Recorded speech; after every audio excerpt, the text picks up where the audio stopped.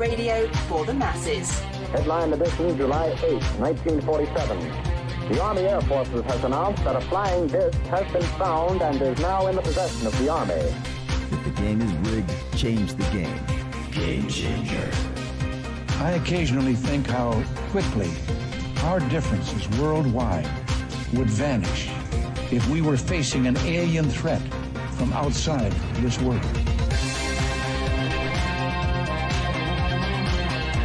This is Fade to Black with your host, Jimmy Church, on the Game Changer Radio Network and KGRA, the Global Radio Alliance.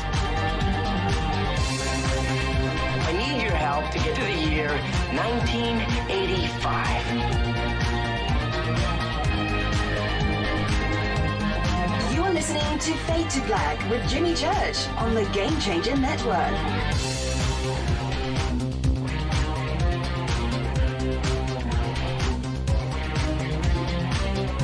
Good evening.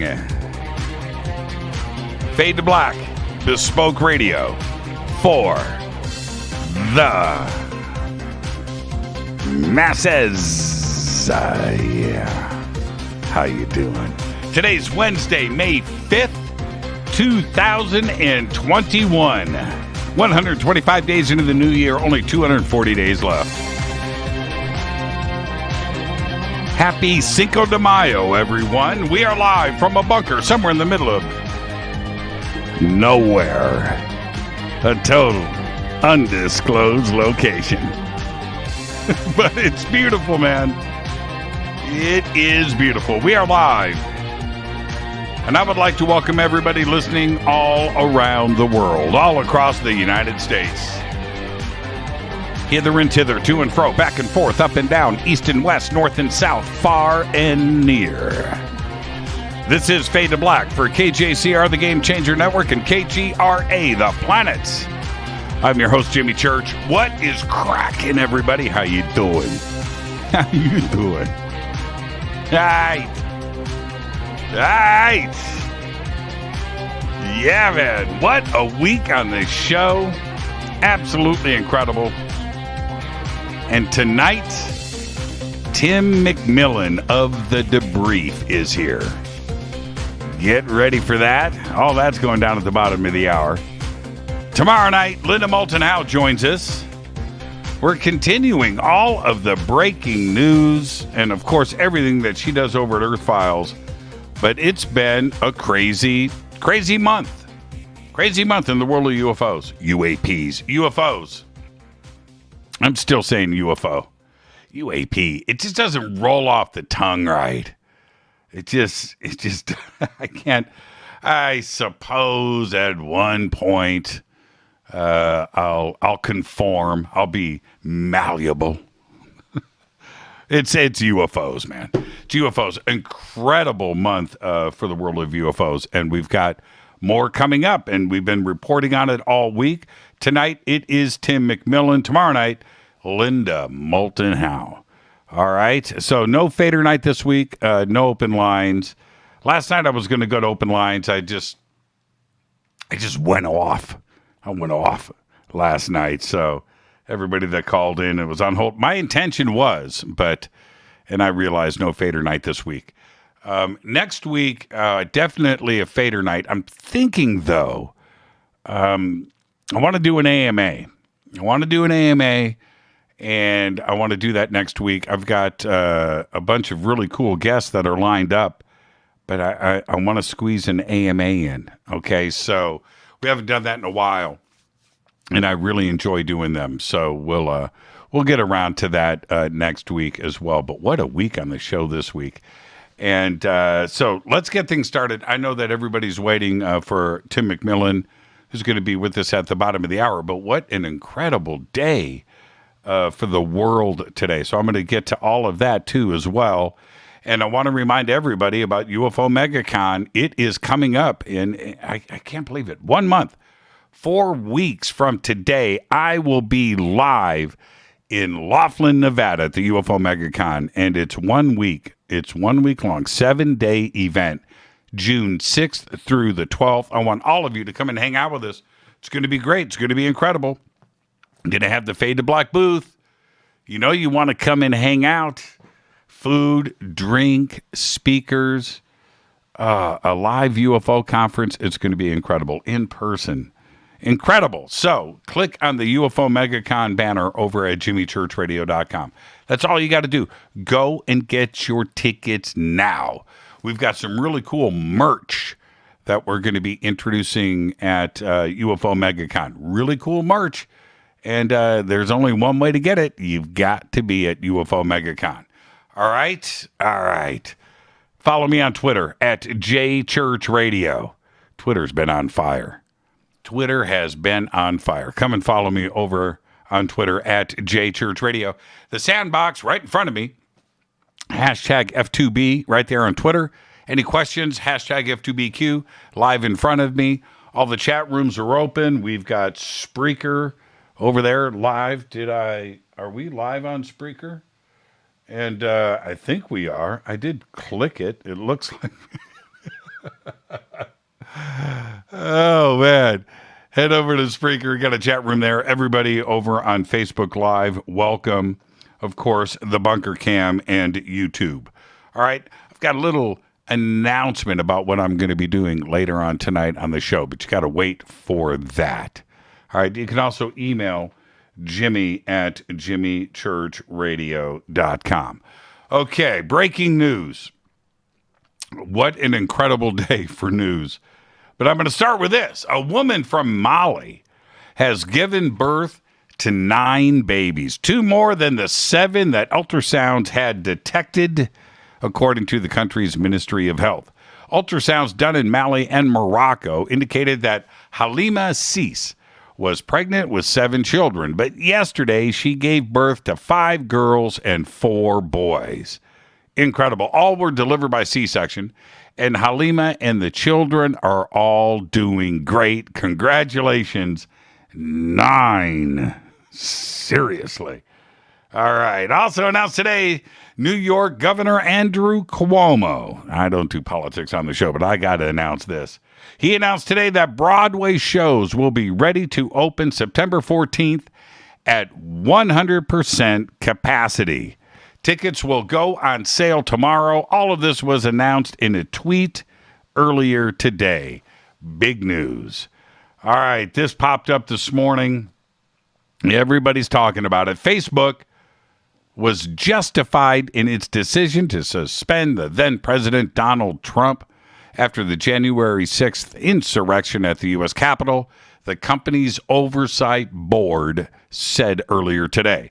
That means the company does not have to reinstate Trump's access to Facebook and Instagram immediately, but the panel said that the company was wrong to impose an indefinite ban and said Facebook has 6 months to either restore Trump's account, make his suspension permanent, or suspend him for a specific period of time.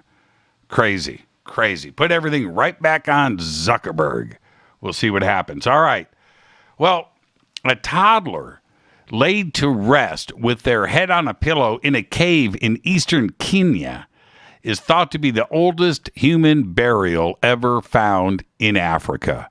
The remains of the child, who was between 2.5 and 3 years old, date back 78,000 years and were found buried at the mouth of the Pangayeside Cave, according to new research published today in the journal Nature. Incredible. Now, there's been burials, Neanderthal, Cro-Magnon, Homo sapien, dating back 120,000 years in Europe. Okay, but this is Africa, 78,000 years. All right, the big news today. Blue Origin, billionaire Jeff Bezos' rocket company, said today it is targeting July 20th for its first suborbital sightseeing trip on its new Shepard spacecraft, a landmark moment in the competition to usher in a new era of private commercial space travel. Blue Origin also said it will offer 1 seat on the first flight to the winning bidder of a 5-week online auction. I can't afford it, but it'd be cool. The proceeds of which will be donated to the space firm's foundation. The New Shepard rocket and capsule combo is designed to autonomously, listen to this, autonomously fly 6 passengers more than 62 miles, 100 kilometers, above Earth into suborbital space, high enough to experience a few minutes of weightlessness and see the curvature of the planet before the pressurized capsule returns to Earth with parachutes. Autonomously. No pilot. It's crazy. The capsule features 6 observation windows. Blue Origin says are nearly 3 times as tall as those on a Boeing 747 jetliner. They're big and the largest ever used in space. After its first flight in July, Blue Origin's director of astronaut sales, her name is Ariane Cornell, said that they would have a couple more crewed flights before the end of the year. So the number is 3. Incredible. Also today, SpaceX just launched another test flight of an early Mars rocket prototype at its South Texas facility, sending the towering silver vehicle soaring up to about 6 miles above the Earth, then putting it through a series of aerial, it was pretty cool too, by the way, to watch, acrobatics before relighting its engines and landing its upright back on a landing pad. Incredible. The vehicle, called the SN-15, was the 5th of SpaceX's rocket prototypes to attempt such a landing and the first to do so successfully. SpaceX CEO Elon Musk confirmed the successful landing on Twitter right after touchdown. I watched it live, and I know you did too. More on that in just a minute. Let's get the show cracking. Happy birthday to today, Adele. Adele is 33 years old. Skyfall. You make the list, Adele, because of Skyfall. Black Sabbath's Bill Ward. OG Bill Ward today, 73 years old. Echo and the Bunnyman frontman Ian McCulloch today is 62. The Killing Moon, one of the greatest songs of all time, and nobody did it like Echo and the Bunnymen. You hear other bands do it, Echo and the Bunnymen, man. Billy Idol's Steve Stevens today, 62, and Dream Theater's James LaBrie, the frontman, the singer for Dream Theater, today is 58. Our dead guy's birthday today is Tammy Wynette, 1942 to 1998, died at the age of 55. Tammy, of course, was a country music singer and songwriter and was one of country music's best-known artists and biggest-selling female singers. Her song, Stand By Your Man, as covered by the Blues Brothers, Stand By Your Man is one of the best-selling hit singles in the history of country music. And Tammy charted 20 #1 songs on the Billboard Country chart.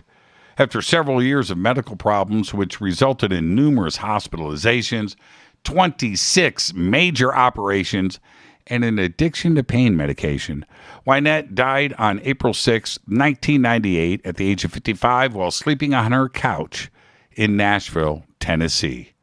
OTD on this day in history. OTD. 1961.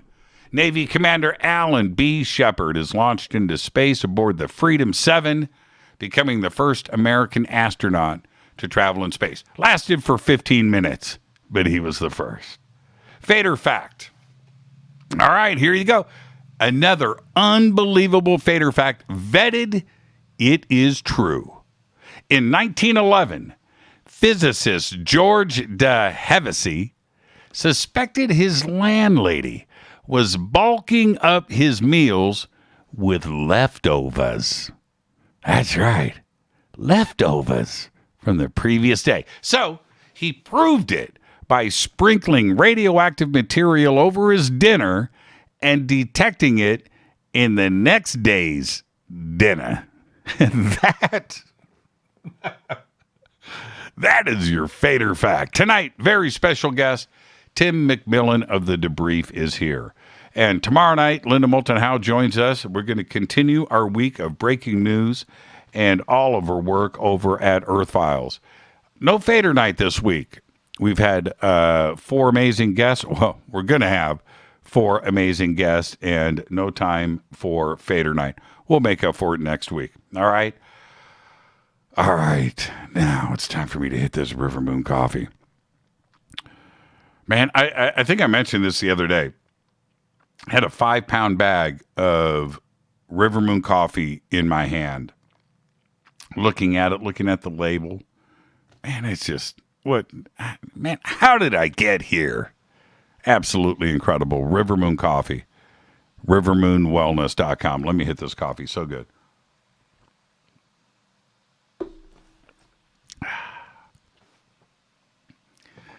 I like my coffee, Doc. You want to know where I get these pipes from? I've been drinking coffee since I was 2. Two. I don't know what it was like to go through the 50s and live with all of the exciting space news, right? I mean, what an incredible time, because everything was rockets, right? Spacemen, moon bases, orbiting space stations. And this stuff was all day, every day, all year long. Space, right? Man.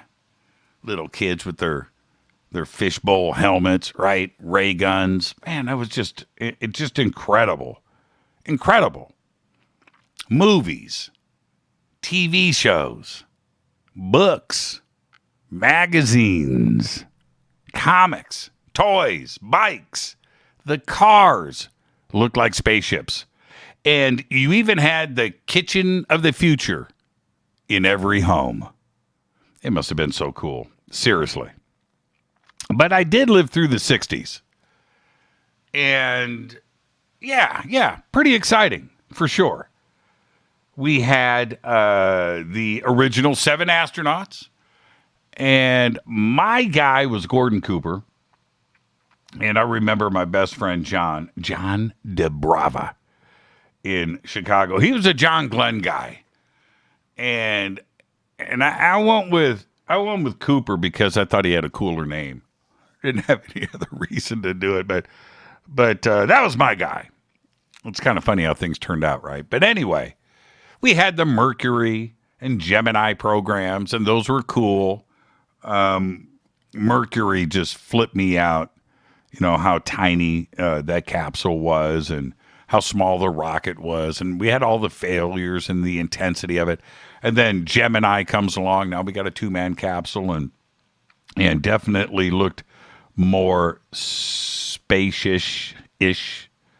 You know, Gemini was pretty cool. Bigger rocket, you know, and those programs were all right. But honestly, it only lasted for a few short years. It wasn't the Mercury Gemini programs, and that was cool. And you know, the X-15, you know, that was pretty cool and stuff. But really, it lasted from 1969 to 1972. That was it. That's when the big stuff happened, right? But then, boom, done. It was over. It was over so quickly. 1972. That was it. You know, and everything that followed. And I say this with all honesty, although cool, you know, Skylab was cool, I guess. You know, the space shuttle. Yeah, it was cool. Mir, right? Soyuz. It wasn't Apollo, you know, and I never understood why we didn't get that Hilton Hotel in orbit, right? We were promised things. Back in 1970, with everything happening so fast, it seemed like anything was possible. That's the way that it was.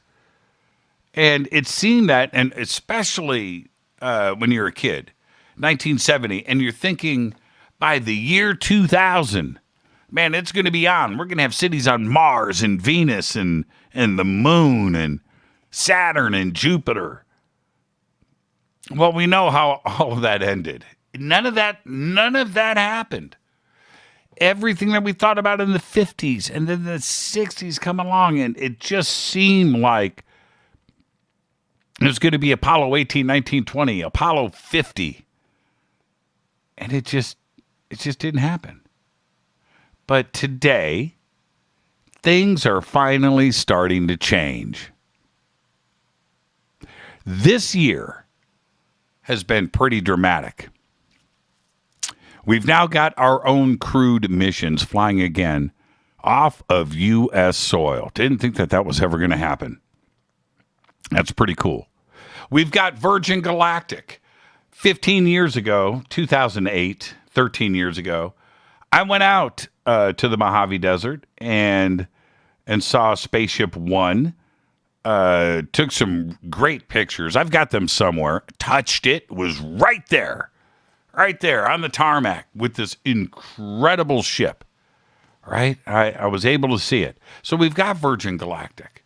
You know, that's getting ready to kick off. And today, Jeff Bezos announced that in just six short weeks, we've got actual space tourism about to kick off. Now, this is a very, very, very big deal. The Blue Origin craft is straight up Buck Rogers. Straight up. I mean, look at it. It's Buck Rogers. And you look at, from the outside, right? And you look at that capsule and you look at the windows and think it's never been done like this before. It's one of the most amazing things ever to have been created by man. But this time around, it isn't for the government. It's for us. Well, at least the us that can afford it. Autonomous. 6 civilians are going to get into Blue Origin, fly to space, suborbital space, see everything without a pilot. That's incredible. 3 launches this year. That's nuts. It's like the movie Gattaca, man. But for real. This is incredible. And earlier today, Elon Musk and his SpaceX launched the SN-15, which is destined for an eventual landing on Mars, with a crew of humans. Incredible. The massive ship, which is about as cool. I keep saying cool because that's where we are. We're in cool days here. It's the coolest thing that I've ever seen. Totally straight up out of Destination Space from 1959. It is. I think he did that intentionally. I guess you can have it look any way you want, but he went for Destination Space, right? Today it launched, went up 6 miles, did a bunch of tricks, and then landed back on terra firma, all without a hitch. It was perfect. It was beautiful. It was majestic. Today, reading Jeff Bezos' big Blue Origin announcement, and then watching the SpaceX SN-15 launch and landing, coupled with all of the crazy UFO UAP news, followed up by my interview with Tim McMillan of The Debrief, I feel like right now I've either stepped into the future or jumped back into the past, smack in the middle of 1956 watching Forbidden Planet at a local movie theater. It's the way I feel. And like I said, I don't know what it was like to grow up and live through the 50s. But today was pretty friggin' epic, man. Seriously. Just fun. Fun. Now, a little announcement. Tonight is Tim McMillan of The Debrief. And this is what we had to do. We recorded Tim right before the show tonight. Tim is live in Germany.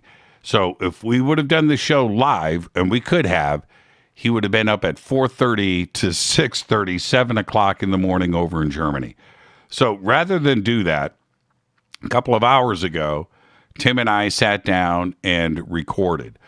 So it's as live is going to get without being live.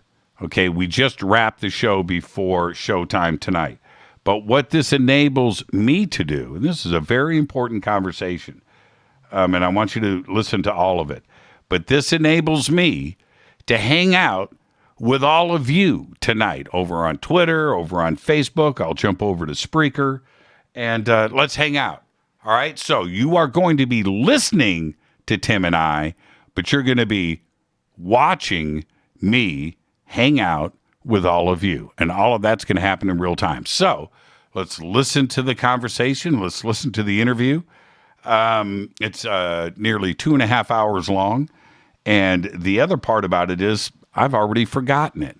So I get to re-listen to the interview with all of you in real time, hang out on Twitter, hang out on Facebook, hang out on YouTube, hang out on Spreaker. All right, so let's do this. I'm very excited. It's just been an amazing week. And Tim is a very, very interesting, very intelligent journalist. And I think that he's, how do I say this? Very opinionated, but also remains very objective. And that's tough to do. And we discuss all of that tonight. Coming up in this interview, we talk about flying pyramids. We talk about the breaking news from Monday with the DOD IG and the memo that was released. We cover that tonight. We cover the UAP task force. We talk about Marco Rubio. We talk about ufology. We talk about the community today, and we discuss disclosure. Everything was on the table with Tim. So get ready for that. I'm going to hang out with all of you right here. Oh, by the way, I watched the entire live SpaceX live stream today. And as intense as all of that was, and the launch and the return, it seemed like it took the whole thing, man, was just minutes long. But to see it land and then the fire broke out. And you're watching that live. It lands. It's all good. And then a fire breaks out. And the automated cannons and things, the water cannons, putting the fire out. It was drama. That was a lot of fun. Today was a very, very special day. All right, so I'm going to get out of here, and I am going to jump over to Facebook. I will be over in YouTube, Spreaker, and everywhere else, and of course on Twitter. This is Fade to Black. I am your host, Jimmy Church. Big night tonight, big night tomorrow night, big night last night, big night on Monday. This is Fade to Black. I'm your host, Jimmy Church. Follow me on Twitter at JChurchRadio. Email is jimmy@jimmychurchradio.com on the Game Changer Network and KGRA, The Planet. Get ready, because when we come back, it's Tim McMillan of The Debrief.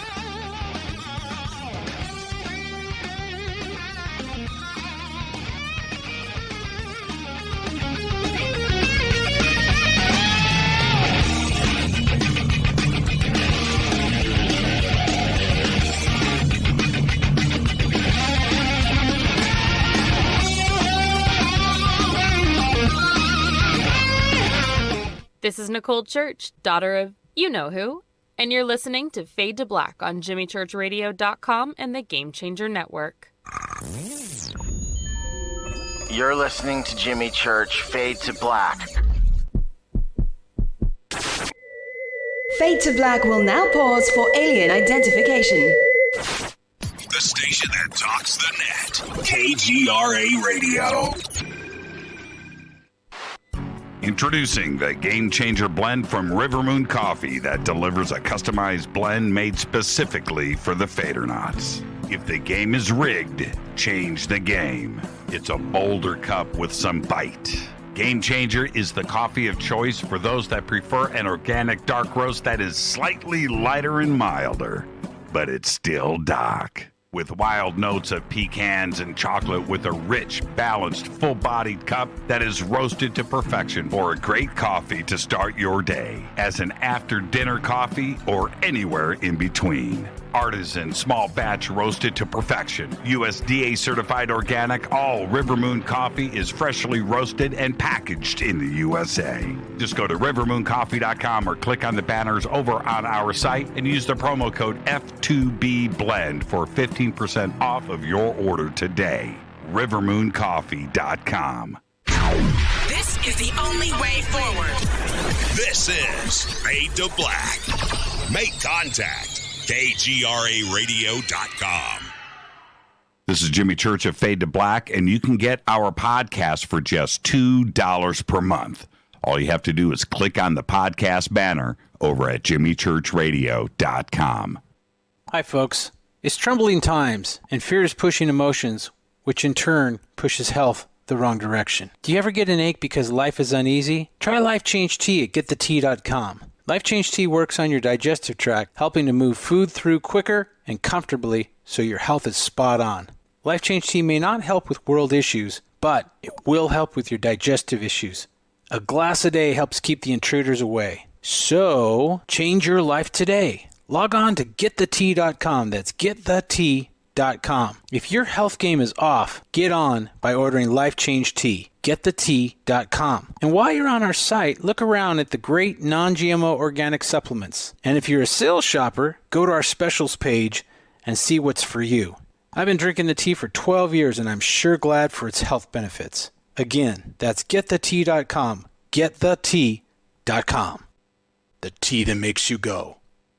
Fadernauts, when you think about the future of our country and where we're headed, do you wonder about the food supply? I do. Disruptions in the food supply chain could be disastrous, and they usually occur with little warning.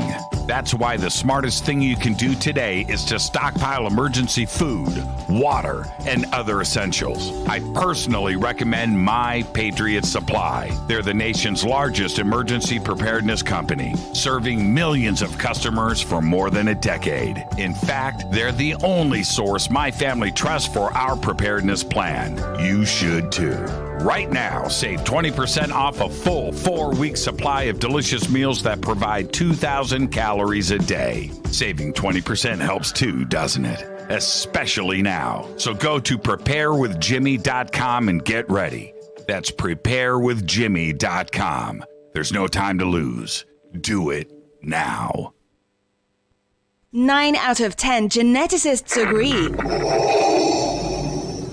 Fade to Black is not your father's radio show on the Game Changer Radio Network and KGRA, the planet.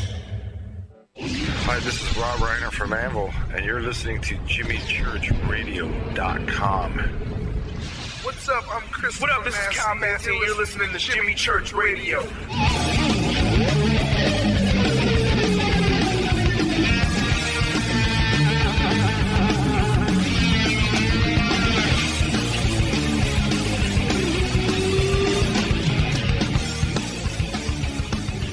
All right, welcome back. Fade to Black. I am your host, Jimmy Church. Tonight, Tim McMillan of The Debrief is here. First-time guest. We love first-time guests. And tomorrow night, Linda Moulton-Howe joins us to continue all of the breaking news that has been taking over the UFO community over the last few weeks. It's an amazing time right now. No Fader night this week. That's the way it is, but we've had 4 great nights on the show. Tonight, Tim McMillan of The Debrief is here. We're going to cover all of the latest breaking news in the world of UFOs and UAPs. It was indeed a huge week for mainstream media and the world of disclosure, and we'll be covering it all tonight on the show. Tim McMillan is a retired police lieutenant, intelligence analyst, investigative reporter, and co-founder and executive director of The Debrief Media, LLC. His writing covers defense, science, and the intelligence community. Of course, his website is thedebrief.org. The links for it are over at jimmychurchradio.com. And now I'd like to welcome, live from Germany, Tim McMillan. Tim, good evening, man. How are you? Good, Jimmy. How are you, man? Great to be here. It's about time, right? It really is. I think we've been trying to connect for, like a year now. It really is. Yeah, well, I would say it was longer than that. And we'll get to that in a second. Because, Tim, you're a first-time guest, which means you get the first-time guest disclaimer. So let's do that now and get it out of the way, which is this. Tim, it's just you and I sitting on my couch having a conversation as friends. And where the conversation starts, it starts. Where it ends, but we're going to end as friends. There you go. Pressure's off. I like that. No, I like that. That's great. That's good. Now, I want to start here. There is so much to discuss tonight, and we'll get to all of it, I promise. But I really want to start here. The Debrief very quickly has become a very important platform for not only the UFO community, but for breaking news and science and things for the rest of the world. Did you expect this meteoric rise so quickly? No, you never. I mean, you always hope that you're going to do well, but I think anybody who writes or reports, you like to see your stuff get out there. You want to see people read it, but you never know how it's going to go. And it has been overwhelming. I'll say that much. We really have enjoyed some great readership. We've enjoyed a lot of fans that to a really diverse, wide range of things. And I think that's what it's always exciting, because we broaden a lot of horizons, and it's fun to be able to cover something like the UFO topic from a serious manner. And so not being silly, not, putting a lot of entertainment on it, but to cover it just like you would any other topic. But then you can also, get new information on something like quantum mechanics. We cover this kind of stuff. New breaking fighter jets, you name it. It's really just focused on the future. What is the future? Because the future can be a scary place. What is the future going to hold? And so far, a lot of people seem to be receptive, and we definitely appreciate that. I mean, it's been overwhelming. Well, tell us about how you put the team together. Let's discuss that for a minute, because the team is strong. And the journalists and the reporting that are behind all of that have been guests on this show over the years, and our audience understands who these people are. But to get that collective together is pretty impressive. How did you pull that off? Well, this was all initially kind of inspired of the brainchild of me, MJ Benias, and Micah Hanks, who I think both have been on your show before. Yep.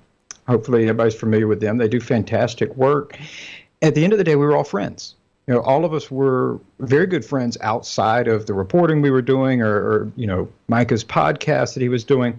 We were talking daily. And in the case of me and MJ, we were also doing a lot of, last year and the year before, we were doing a lot of reporting together, mostly with Vice and Popular Mechanics as well. And so we were all good buddies, and we were all talking about it.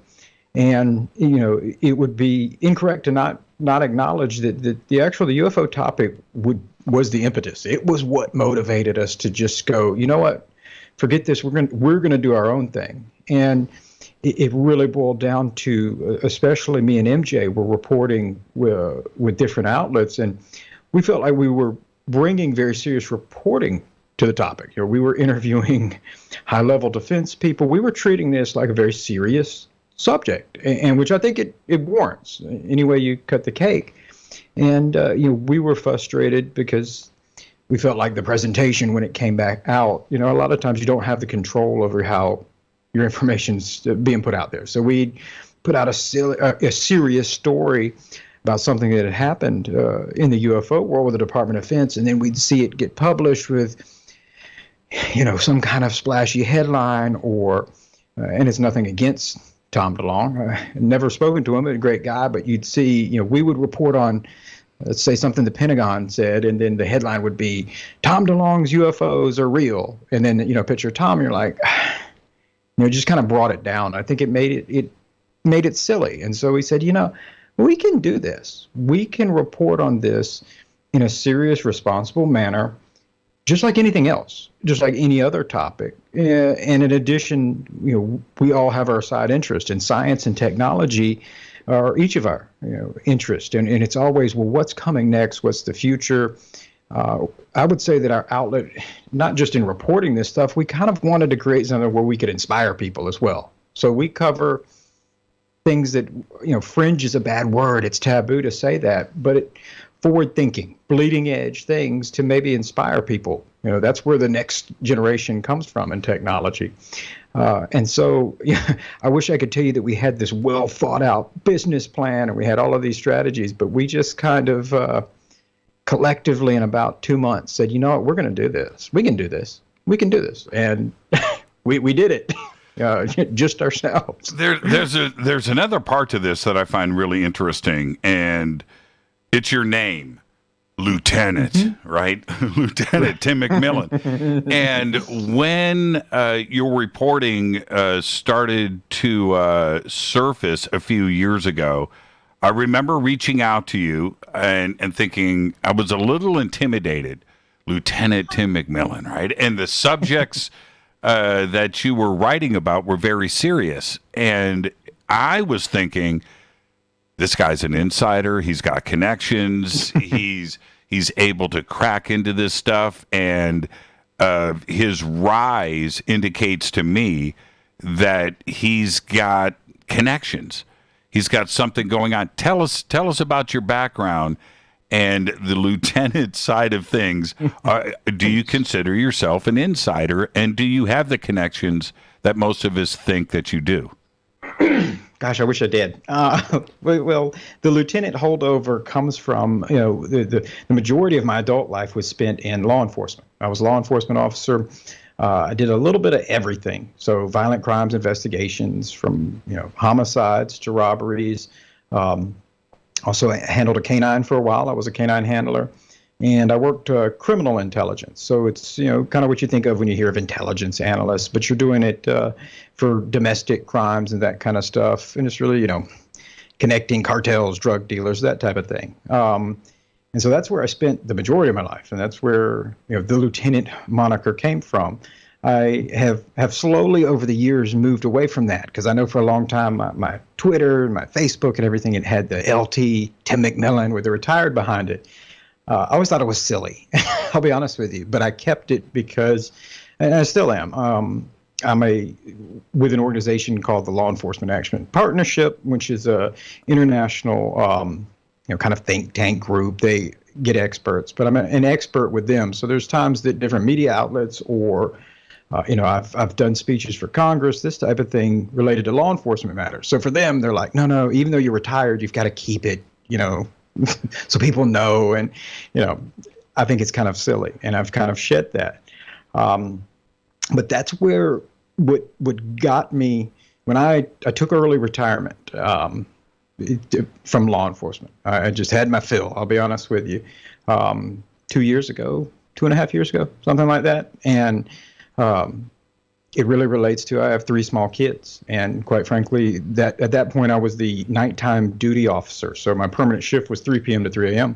Never saw my kids, and so I think the breaking point was when my son was in kindergarten. I saw a picture that he drew that said, I love my dad, I never get to see him, and I was like, oh. And that was a couple months later. I said, I'm gonna buy out the remaining 3 years to reach my 20 and just call it quits and do something different. And so that's where that moniker comes from. But when I decided to really start, I've always had an interest in national security and defense stuff. From a strategic standpoint, it's not necessarily because I think weapons of war are cool or this kind of thing. It's kind of how these are used strategically. Countries spend trillions of dollars so they can have all these giant war machines to not fight war. So they can be like, no, we're scarier than you, don't fight us. And it's interesting how this is used. I also grew up in kind of that environment. My uncle was he retired from the Pentagon, but he was a special forces officer. He retired as a 1-star general. He worked at the DIA. So I kind of grew up around that and this kind of military lifestyle and around people like that. And so I spoke the lingo. I understood the dynamics of it, the bureaucracy of it. And so, I think a lot of people, when the news broke, the New York Times news broke in 2017, suddenly this, the idea of UFOs became a very serious topic. You had people who were former Pentagon officials, and even when they spoke, say Lou Elizondo or Chris Mellon, some of the things they would say, I would recognize. I'm like, these are serious people here. This is legitimate. And I I kind of laid it down to there had to be two options here. Either these people who either still occupied or did occupy very high-level positions in our government are totally crazy, out of their mind. Right. And they control weapons of war. They control massive budgets. That's a problem if that's true. Or there's something really going on here. And that alternative is, could be groundbreaking. And so, I kind of got frustrated, I think, even when I initially started reporting on it, because I felt like this is a serious story. This is significant. But nobody seemed to be, from the mainstream standpoint, seemed to be treating it seriously. I didn't see anybody doing any like hard-hitting investigative journalism. And so when I got into kind of the confluence of doing journalism was at the same time of having an interest with this. And I realized, it's kind of all in the same. You investigate a homicide, you investigate, what's going on here and try to bring that information to the public. And I said, let's see if we can apply that skill set that I've acquired and see what we can do, to this arena. And there's no secret sauce to it. And I know I hear it all the time, that he's got to be a spook, he's got to be this and that. And I'm like, man, anybody's welcome to, if they actually came and spent, a week, 2 weeks, a month with me here in Germany, they'd be like, gosh, man, your life's really boring. It's a lot of mowing the grass. It's running around chasing kids. But when I say an insider, I've been very fortunate over the years in talking to people and kind of working my way into some of the inner sanctums of what's going on inside the government right now, who's working these programs. There was no shortcut. It was a lot of, talking to different people and applying, a lot of the tradecraft, air quotes there, that I'd learned in law enforcement and just tracking people down and investigating them and trying to get them to talk to you and piece together pieces of this puzzle, very much like you were presenting a case to court. And that's how I've always kind of viewed it. So it's a long way of saying that depends on how you define insider.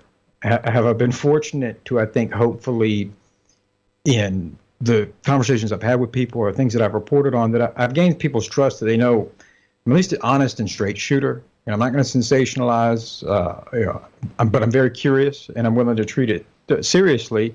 And I think that has opened some doors where I've been able to talk to some very interesting people that are dealing with this subject. So in that regards, maybe you can say I'm an insider. In terms of having any kind of secret knowledge or what's going on or privy to classified information, absolutely not. That's kind of one of, in my steps of how serious is somebody is, do they even try to mention something's classified or this kind of stuff? Because people who are seriously working their world, they're not going to risk their careers, their livelihood, go to prison for this. So in that regard, I'm much like everybody else. 3 years of digging into it and speaking to some high-level people, and I still don't know, Jimmy. I still would love to know. Well, and you've also, it's something that I really appreciate, not only with the debrief, but your approach and style, and something that you and I have talked about over the last couple of years, is that you have somehow found a way to remain objective.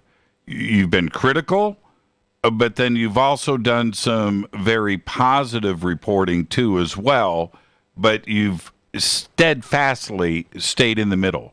How do you do that in this community? It's not easy. Let's separate that and break it apart. It's not easy on the topic itself because, everybody's human. And I think the unknown and not being able to solve something, not being able to come to a true conclusion, that's frustrating. And it's very easy to start trying to arrive at your own conclusions. You start trying to make things fit. I'm very cautious about that. And I think that comes from kind of that background in investigations, and especially in when you're doing analyst work. One of the things is you're constantly trying to be cognizant of your own biases.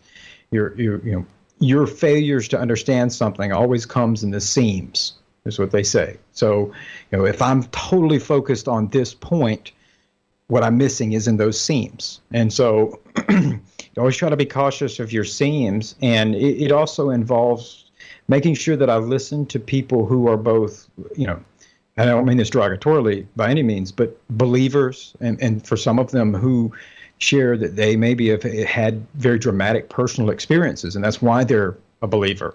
Not being dismissive of that. That's not my job to be dismissive. It's to listen to it.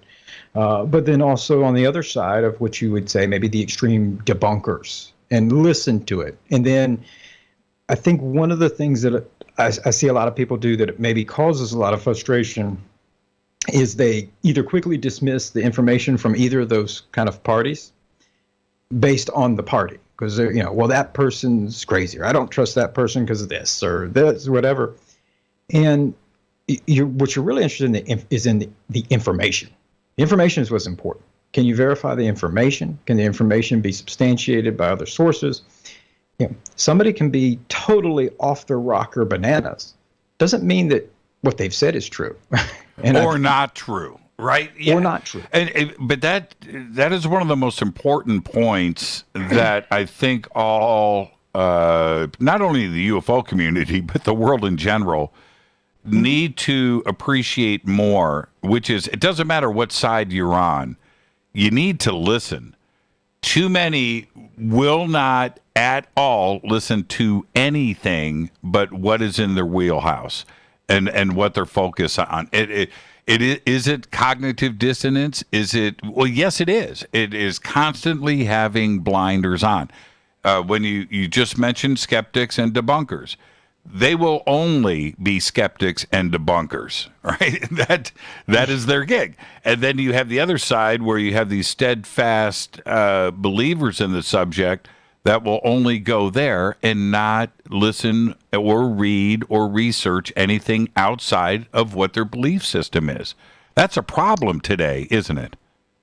No, absolutely. And I think in a lot of ways, one of the things that's helped me the most before I ever started looking at this topic is that for the last 2 years of my police career, I was working with different organizations, one of them being the Department of Justice, their community-oriented policing programs, and the state of Georgia. And it was focused on implicit bias and community relations, because this was, I ended last couple of years of my career, and even though there is still a lot of turbulence and a lot of friction between the community and law enforcement in a lot of cities, I was there through the Ferguson years and this kind of thing. And so I realized just what you said, for kind of this inner circle, the police community I was in, there was a lot of pushback, or you would hear people say, Black Lives Matter or whatever. I feel like I've been mistreated by the police, or I feel like the police are racist. And then there was a lot of people on the side, the uniform that I was wearing, not personally, but just in general, who would resist that. And, well, Blue Lives Matter and all this. And I thought, but, this is not solving anything here. If you said, Jimmy, my life matters, and I just responded, well, my life matters too, that didn't get to the core of why do you feel that your life doesn't matter? And, I liken that to if my wife came home and fussed at me for not doing the laundry, and I said, well, you didn't do the dishes. The laundry still isn't done. Like, we haven't solved anything. And so the last couple of years of my career involved me going out with different programs and going to areas that, like Chicago, inner city Chicago, or into Atlanta, which wasn't far from where I lived and worked, and asking people, talking to people in Baltimore who grew up in inner city conditions, who said, I hate the police, and being able to say, okay, but I don't hate you, but why do you hate the police? Like, let me listen to you. I want to hear why, and it involved why, and you realize that everybody has a reason for that.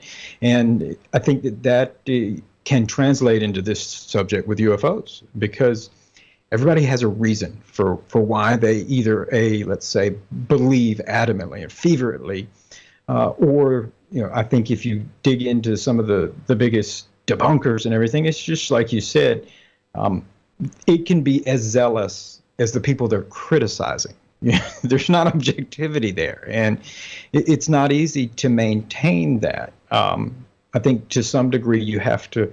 That's why we always try to mix our kind of I take a break from UFOs from time to time. People see me write about it. It's been a lot in the news lately, but especially when I was working for other outlets. You know, I probably published 2 major stories a year because I felt like it was necessary, because you just don't want to become too singularly focused on anything, especially something like this that it's mysterious. It's potentially it's a true unknown from everything that I can gather.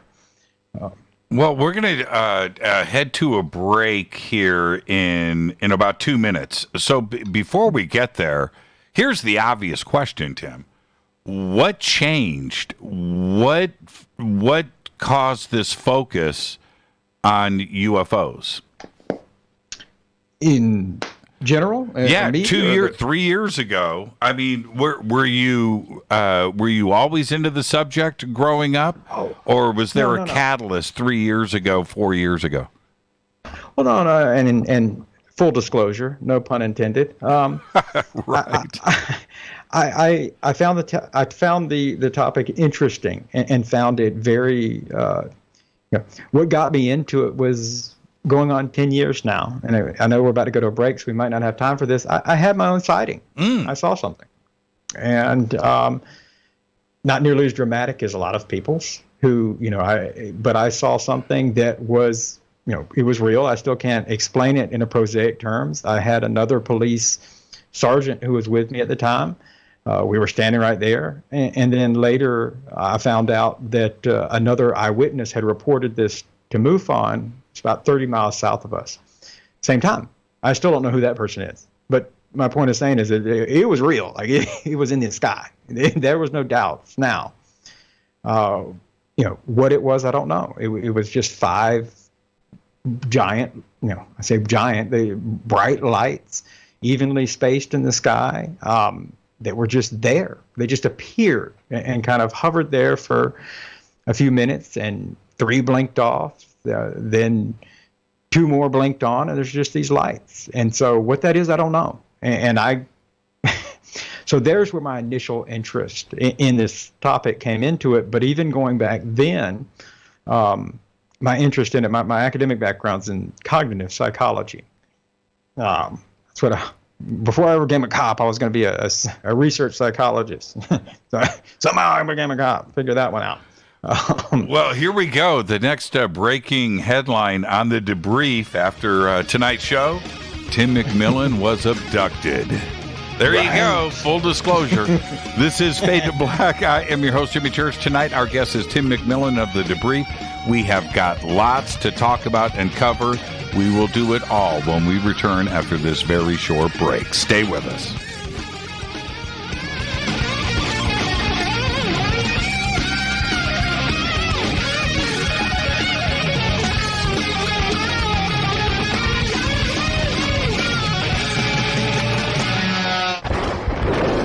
This is Fade to Black with Jimmy Church on the Game Changer Radio Network and KGRA, the Global Radio Alliance. This is KGRA Digital Broadcasting Station, Salt Lake City, Utah, Van Buren, Arkansas. This is Billy Carson with ForbiddenKnowledge.tv. Forbidden Knowledge TV has just reached its 1-year anniversary. That's right, 1 year. And as a show of appreciation, we are giving all new subscribers a free 30-day trial of ForbiddenKnowledge.tv. That's 30 days to binge watch thousands of movies, documentaries, conferences, workshops, lectures, yoga classes, meditation courses, and so much more. So log on to ForbiddenKnowledge.tv from your computer or mobile device, or get the Forbidden Knowledge TV app on Apple TV, Roku, Amazon, iTunes, or Google Play today, and use coupon code 30daysfree. That's coupon code 30 days free on ForbiddenKnowledge.tv today. Listen, I know, and you know, that you've always wanted your first crystal skull. Or maybe you're a collector just like me, but you just don't know where to go to find the real thing.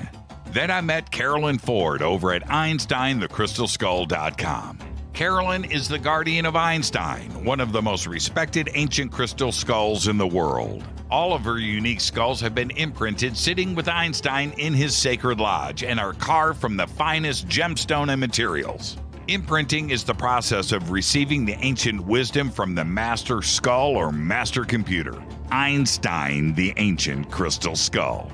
To see Carolyn's current collection of crystal skulls, just visit her store at EinsteinTheCrystalSkull.com or click on the banner over on our site. Don't forget to use the promo code Jimmy at checkout to receive 10% off of your order today. That's promo code Jimmy. Finding your first or next crystal skull is easy. Just visit EinsteinTheCrystalSkull.com.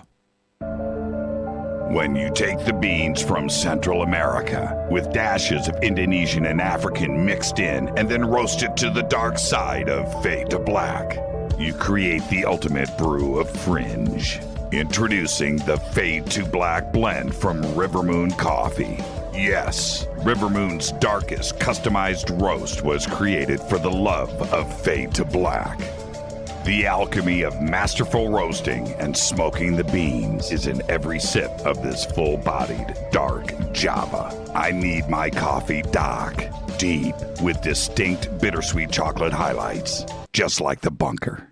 Leaning further into the darkness of the roast is Fade to Black blend from Rivermoon Coffee. Just click on the banner at jimmychurchradio.com and use the promo code F2BBLEND for 15% off of your order today. Hello, I'm Katie, and you're listening to my main man, Jimmy Church, on jimmychurchradio.com. Hi, this is Ray Hobbs here, repping the planet, and you're listening to my good friend, Jimmy Church, Fade to Black, on the Game Changer Network and the KGRA digital broadcast station. This is Toby Kebbell. You're listening to JimmyChurchRadio.com. Don't hurt me, Jimmy. I'm only little. Hey, I'm Adrian Grenier. And this is Ari Gold. We're the Honey Brothers. We're of the Honey Brothers. Hey, I'm Adrian Grenier. And I'm Ari Gold. We're the Honey Brothers. And you're listening to Jimmy Church. The Revolution. This is Jimmy Church of Fade to Black, and you can become an official Fadernaut by just going to our membership section at jimmychurchradio.com. Hello, this is Serena Wright Taylor from Conscious Life Expo, and you're listening to Fade to Black with Jimmy Church, who holds the Lucky Pony record for the best astrological chart since 1963. True story. This is Micah Hanks of the Gralien Report, and you're listening to Jimmy Church on Fade to Black, across the globe on the Game Changer Radio Network and the one and only KGRA Radio, The Planet.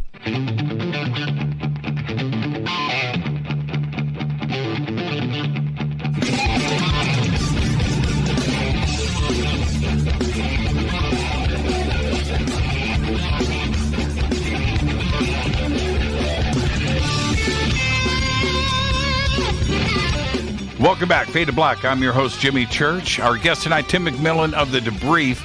And we need to get into what has been not only a crazy 3 or 4 years in the world of UFOs and UAPs, but certainly a crazy month. And the mass media, Tim, has been right here for the ride. Things are breaking left and right. And before we go backwards, I want to focus on what happened on Monday, which was the Department of Defense Inspector General posted on the DOD IG page that they were going to do an evaluation into UAPs and the way the Department of Defense has been dealing with it. Now, I want to get into the specifics of the verbiage and things, but a lot of speculation going on right now because the memo is very brief. It's very brief. It's debriefed. It's very brief. and there's a lot of interpretation that can go into this. So when you first read it, you wrote your story on it. Ultimately, what do you think is going to happen? Yeah, I can't understate how significant that is. And I understand a lot of people are like, what? What's going on here? I don't get it. We were having a report that was due. Why is this? What is going on here? Because just like you said, the memo is brief. And for a lot of people, I think they're going, who? The Inspector General? What, a general's investigating now? But this is extremely significant. And the reason I say that is because for anyone who's unaware, the Office of the Inspector General for the Department of Defense, they are the Pentagon's police in a way. They are the watchdog organization. I liken it to, when the teacher leaves the classroom, all the kids misbehave, the teacher comes back, the kids start behaving some. But then if the principal should happen to come in the classroom, suddenly now the teacher's behaving, the kids are behaving, everybody goes, uh-oh, this is major. That is the equivalent of the Inspector General coming in. So they are, like I said, they're an objective, independent organization that has authority over just about anybody. The short of the Secretary of Defense or the President intervening, they can interview anybody, very much like internal affairs in police departments. People are maybe more familiar with that. And so for them to step in like this, that's a big deal, because even with this 180-day report, that maybe we'll discuss a little, maybe it's something you want to get into a little bit, but that, there's ways that people could kind of push that off and be like, it's not a law, it's just a directive. So technically some components of the Department of Defense could tell others, I'm not giving you anything, or screw off, but nobody's going to tell that to the Inspector General, because what goes into this report will affect careers. And, it can end careers, or it can end promotion potential. It's it's taken very seriously. I think some of the takeaways from this that is most significant for me is there's a couple of different types of investigations that the Inspector General's office get involved in. One of them is an investigation, so it'll be termed investigation. Typically, this is where you have an alleged crime or administrative violation. So you can have whistleblower complaints. If someone felt like they were being sexually harassed, let's say, in the Pentagon, they can make a complaint to the IG, and they'll come in and investigate that. That would be an investigation. They can do audits, because I've seen a lot of people on social media and everything saying, oh, great, they're going to come in and say this is all a bunch of hokey and you guys are wasting money. Well, no, that's an audit. So, if they're coming in to audit something, they're going to review, how are you spending the money? Where's this going? I want all the receipts, this type of thing.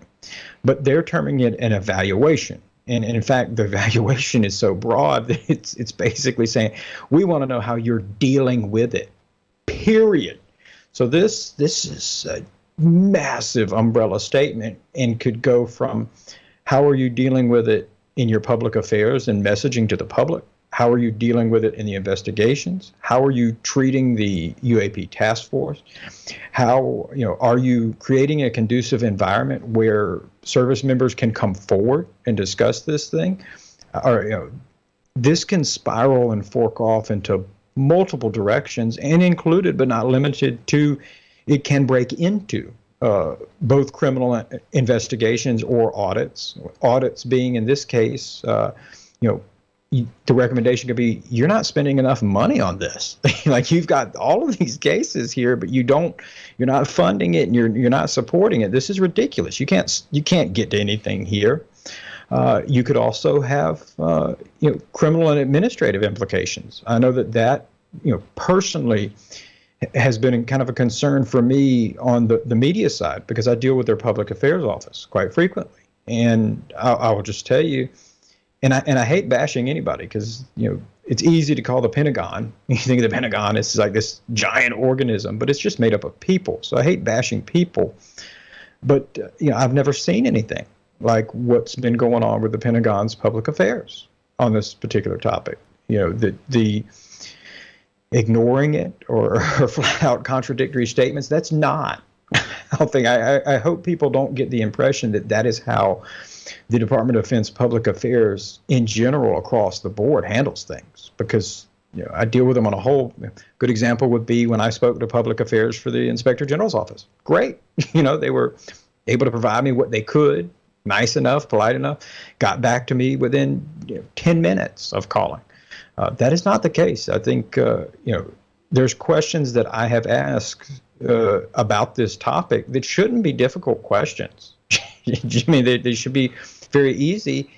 I'm what are we in now? May? I'm running on 18 months without responses to certain questions. And I want to stay on this. You make a really good point. There is a line in this memo, and I'm quoting here, the objective of this evaluation is to determine the extent to which the DoD has taken actions regarding unidentified aerial phenomena, UAP, end quote.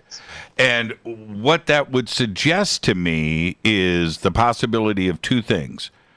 One, action. Are they referring to military action?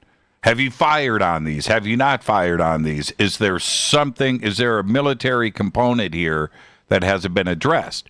That's one. But the other one is exactly what you're suggesting here, that the Inspector General now is probably sitting back listening to the spokespeople coming out of the Pentagon talking about this subject pretty freely, right? I mean, and it's been going on for a long time. And now the Inspector General wants to know what they are talking about. And if we do have UAPs, whatever they are, what is actually going on? I need to know these details now. And I think that is directly to your point. I agree. And I will say with a pretty high degree of confidence that this actual, what has spurred the Inspector General to get involved actually relates to Congress. I believe, I'm really confident that members of Congress, and in fact, members that we have not heard from so far and may not come out publicly and say it, members of committees that aren't on the Intelligence Committee, which has been vocal. Senator Rubio, Senator Warner, to an extent, who've discussed this. But there are other elected leadership, especially in particular with the Senate Armed Services Committee, who is actually the one who governs and oversees the Pentagon. The Intelligence Committee handles the Director of National Intelligence. They are very interested in this. They have been briefed on this. They're watching. And I have really good reason to believe that they have not been pleased by what they've seen in terms of both messaging to the public and to them, because they're dependent on it. I think that we have this illusion that our elected leaders can just barge into the Pentagon and be like, show me all the files, but that's not how it works. And so they're equally as dependent on us. They have a little bit closer chain to be able to request stuff, and they tend to move a little quicker. But still, they're dependent on them to respond. And I think there's plenty of hints to that. It was, 2 years ago now, maybe a year and a half ago, that Mark Walker, who is a congressman on the Homeland Security Committee, I'm not sure how many people remember, but he actually sent a letter to the Secretary of the Navy complaining, saying that he was asking for information on this and felt like he was being stonewalled and felt like he was, they weren't providing it for him. And so I think that there's a combination of that where I think that congressional leadership has not been overly pleased with what they're hearing. And I think that is what's provoked this. They have this at their kind of disposal, in a way, kind of going nuclear here and saying, you know what, that's fine. It's equivalent of, you don't want to get off my grass, I'm calling the cops. And they called the cops now. And so it should be very interesting. The first point in terms of, has the military used force or taken any kind of force action on any of these instances? We wouldn't, it'd be very, very highly unlikely we would see the IG's office be the first to step in there. That would be something more high level of the Joint Chiefs or something. If we're really taking physical force action, somebody else is going to be getting there before, because the IG, their main job is to determine, are you running the operation effectively, efficiently, cost effectively, the whole 9 yards, and are you doing it by law? Are you, and this I understand that for a lot of people, this doesn't maybe look like disclosure, or you're like, how's this going to get us any closer to the truth? It can in a lot of ways, and especially in the instance that, if the IG's office comes in there and says, well, how are you responding to Freedom of Information Act requests by people? because that's a law. Like, you're bound by law to respond to them. Are you effectively searching for these materials for people? If these materials aren't classified, are you releasing them? If they are classified, are you telling people? You can't tell them what it is, but you can at least say, we can't release it because it's classified, national security.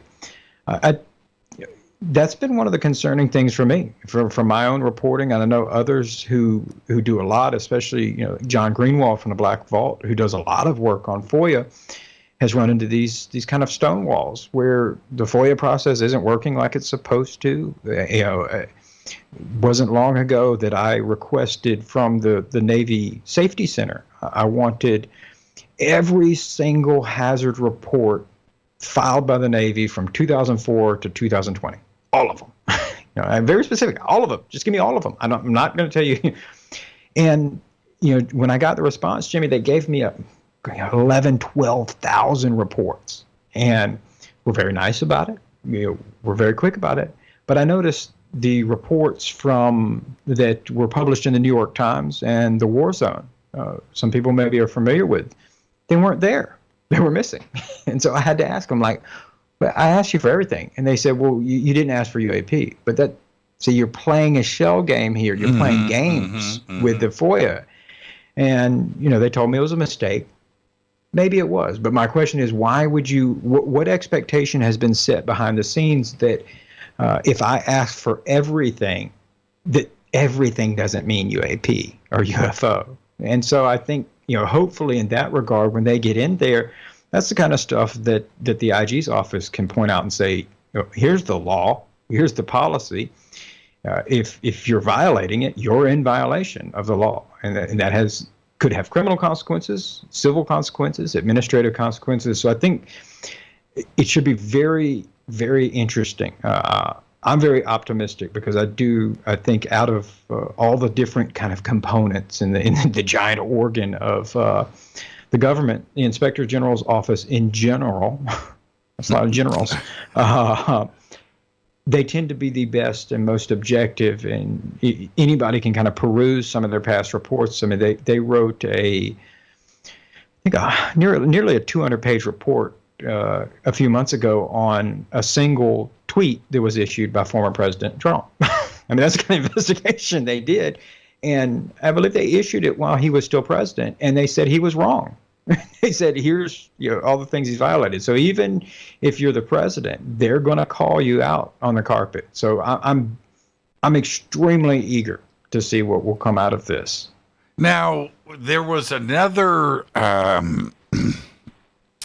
line here, another mention that really stood out to me. And one of the offices that the IG is reaching out to is the Military Criminal Investigative Organizations. Now, the suggestion of bringing in, I mean, the word criminal is right there. What do you think is going on with that? It should be very interesting, and I think it can go a couple of ways. Let's just say off the top of the head, one of the ones that we absolutely know will be involved in this is the Air Force Office of Special Investigations, and the reason we know that is because about June of last year, it was 2 weeks before the Pentagon released officially released the three videos that had already been out there. I had actually reported it through Vice at the time. And what I released was the Office of Special Investigations investigative report on the release of those videos. And it was actually an investigation into Luis Elizondo in trying to determine if those videos were classified or how did they go about? Were they leaked unofficially? This type of thing. Now, a lot of people, I'm sure a lot of your listeners and you maybe are familiar, Jimmy, that the Air Force Office of Special Investigations is in the UFO world is dun dun dun, the Men in Black, and but in this instance, the Office of Special Investigations is actually who is tasked with administrative investigations inside the Pentagon. So if you do something kind of screwed up, But there's a lot of questions there that the IG is probably going to ask. One, why is an administrative investigation being launched on a former employee? Because Luis Elizondo had left by that point. So that would suggest that somebody was trying to circumvent the normal channels, which would be the Defense Counterintelligence and Security Agency is who handles security clearances. But we're using, someone inside the Pentagon was using Air Force Special Investigations as their kind of tool to maybe go after Elizondo for going out. And more importantly, they wrapped up their report saying, we've concluded that there was no classified information on this and, no sensitive information. Free and clear. We're done. Game over. And that was early 2018. By last year, 2020, Pentagon had still refused to release those videos. And a number of people, including myself, had FOIA responses in for that. They had no reason to withhold those. And so when it comes to why different criminal investigations, components may be involved, it's very likely that just that example I said, IG investigators will probably want to talk to them. They'll probably want to say, why were you going to investigate this? Who told you to go look into this? For an employee who had quit 6 months ago, you had no jurisdiction over him. Even if they had determined, okay, well, Lou Elizondo has committed a crime, they would have had to turn that over to the FBI now. So who told you to go do that? Who forced these agents who could have been doing something else to go investigate something that ultimately they didn't have jurisdiction over, and frankly, it should have already been well established. There is no the system is very rigid. There's no oops, I can't remember if it's classified or not. Right. And so there may be more of those instances that we're unaware of where, has people in power used some of these criminal investigations components to threaten people or use it as a tactic. I can't imagine I can't imagine there's some people inside the Pentagon who probably aren't too pleased with people like Luis Elizondo or Chris Mellon that have brought a lot of light to this subject. They certainly have. And do you think, I know this is speculation on your part, but I would love to hear your opinion. With the DOD IG referencing UAPs, do you speculate that in their office there is conversation about little green men? Right? UAP is one thing, but is there an interstellar, not of this solar system, conversation that is happening there? I think that every conversation that you could imagine under the sun that you see that goes on, let's say, Twitter and Facebook or in public in general, equally go on inside the government. I think that people would be very surprised and shocked at the number of people who are very interested in this, think that it is serious, recognize it either because they themselves have had a sighting, whether they're a military pilot or maybe they have a close friend, someone that they trust who's had something. I think you have people who think that it's silly, just like you do in general. I think that there has been some discussion that's been out there about people who have an aversion to the topic based on religious belief. I believe that is accurate. I believe that that's true. And so I guess to kind of clarify, do you think that are you saying, is there people in the IG's office who think this is silly and why are we having to do this? Or, some that maybe think maybe this is alien? Well, yeah, I want to know if the IG is slamming a hand on the desk. I want to know if this is Mars attacks. Are we being invaded? And I need to know what's going on. Right. Well, in my experience, the people who go to work for the Inspector General's office are very much like, back in law enforcement, the people who go to work for internal affairs, that type of thing, where, they believe in the system, they believe in the rules, and they believe everybody should abide by the rules. Doesn't matter if you're a cop or you're in the Pentagon. And so I would expect them, and I truly hope that this is the case. I hope that my opinion of them is not inaccurate, but I would expect them to treat this as professionally and as objectively as if it was anything. If it was the weapons of mass destruction in Iraq, it doesn't matter. And I think that's what's very important. That's their job, is not to determine whether or not is UAP real, but is the Pentagon doing enough to determine it is or isn't real? So if they interview people and they go, this is all hokey, we don't need to be dealing with this, these are the type of investigators that say, well, show me that it's not. Why do you say that? And if they just go, well, because I watched some Mick West videos, you go, well, I don't want to hear that. I want to hear why. I have these other people who have videos and are saying this. I've spoken to pilots who've experienced this. Tell me why. Are they crazy? And I think that's the way the approach should go. And I would expect that, because it's, I said, I encourage anybody, there are open in public that you can go to the IG's website and read some of their investigations. They're very thorough, and I wouldn't be shocked before it's all said and done that, fault to be found on all sides. Our guest tonight of The Debrief, Tim McMillan. I'm your host, Jimmy Church. This is Fade to Black. We're going to continue this conversation right after this short break. Stay with us.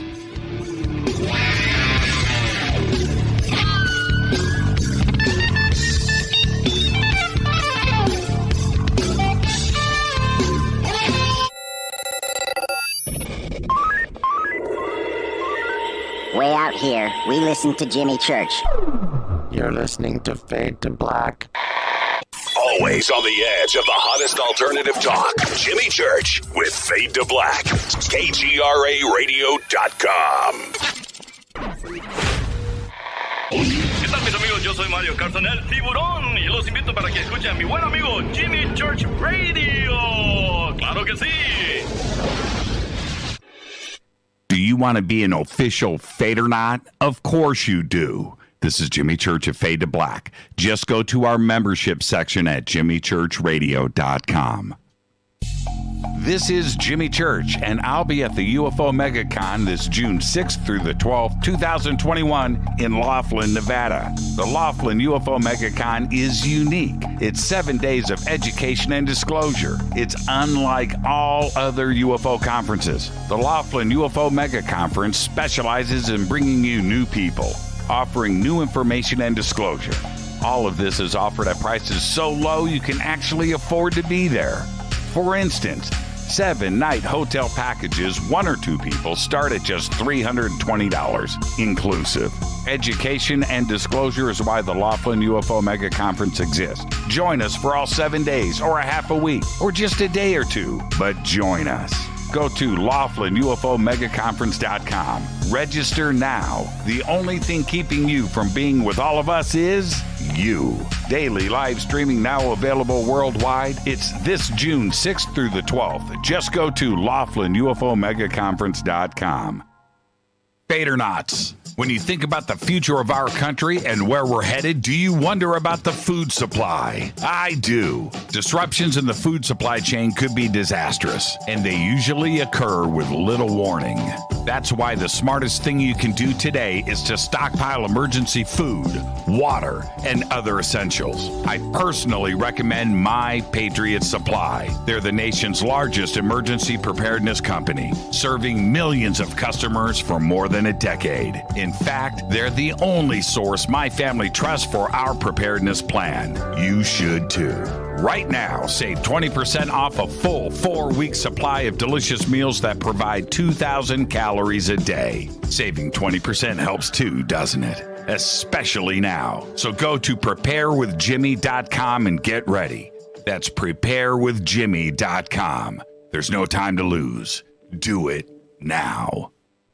So, you love talk radio? Then you'll love TalkStreamLive.com. TalkStream Live is always on, 24/7 with the best streaming talk shows. Find your favorite talkers and discover some new ones. It's free, readily available online or on mobile with any smartphone or tablet. Finding your favorite talk shows all in one place has gotten a whole lot easier. Just go to TalkStreamLive.com. Be sure to download the free apps from Google Play or the iTunes App Store.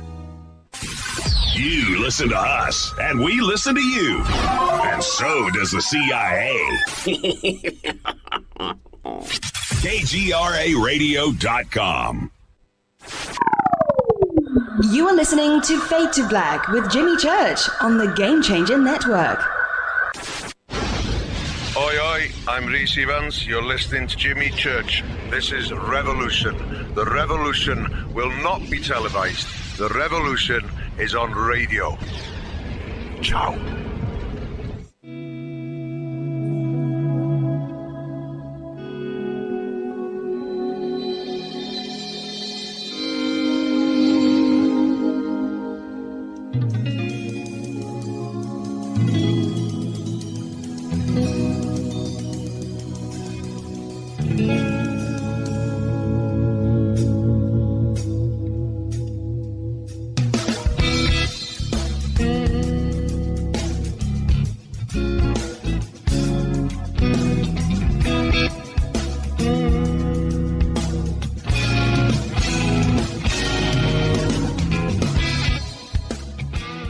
All right, welcome back. Fade to Black. I am your host, Jimmy Church. Tonight, Tim McMillan of The Debrief. We have so much to discuss tonight, Tim.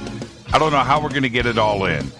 I'm not even finished with this Inspector General DOD memo, but we have to move on. One last point to this.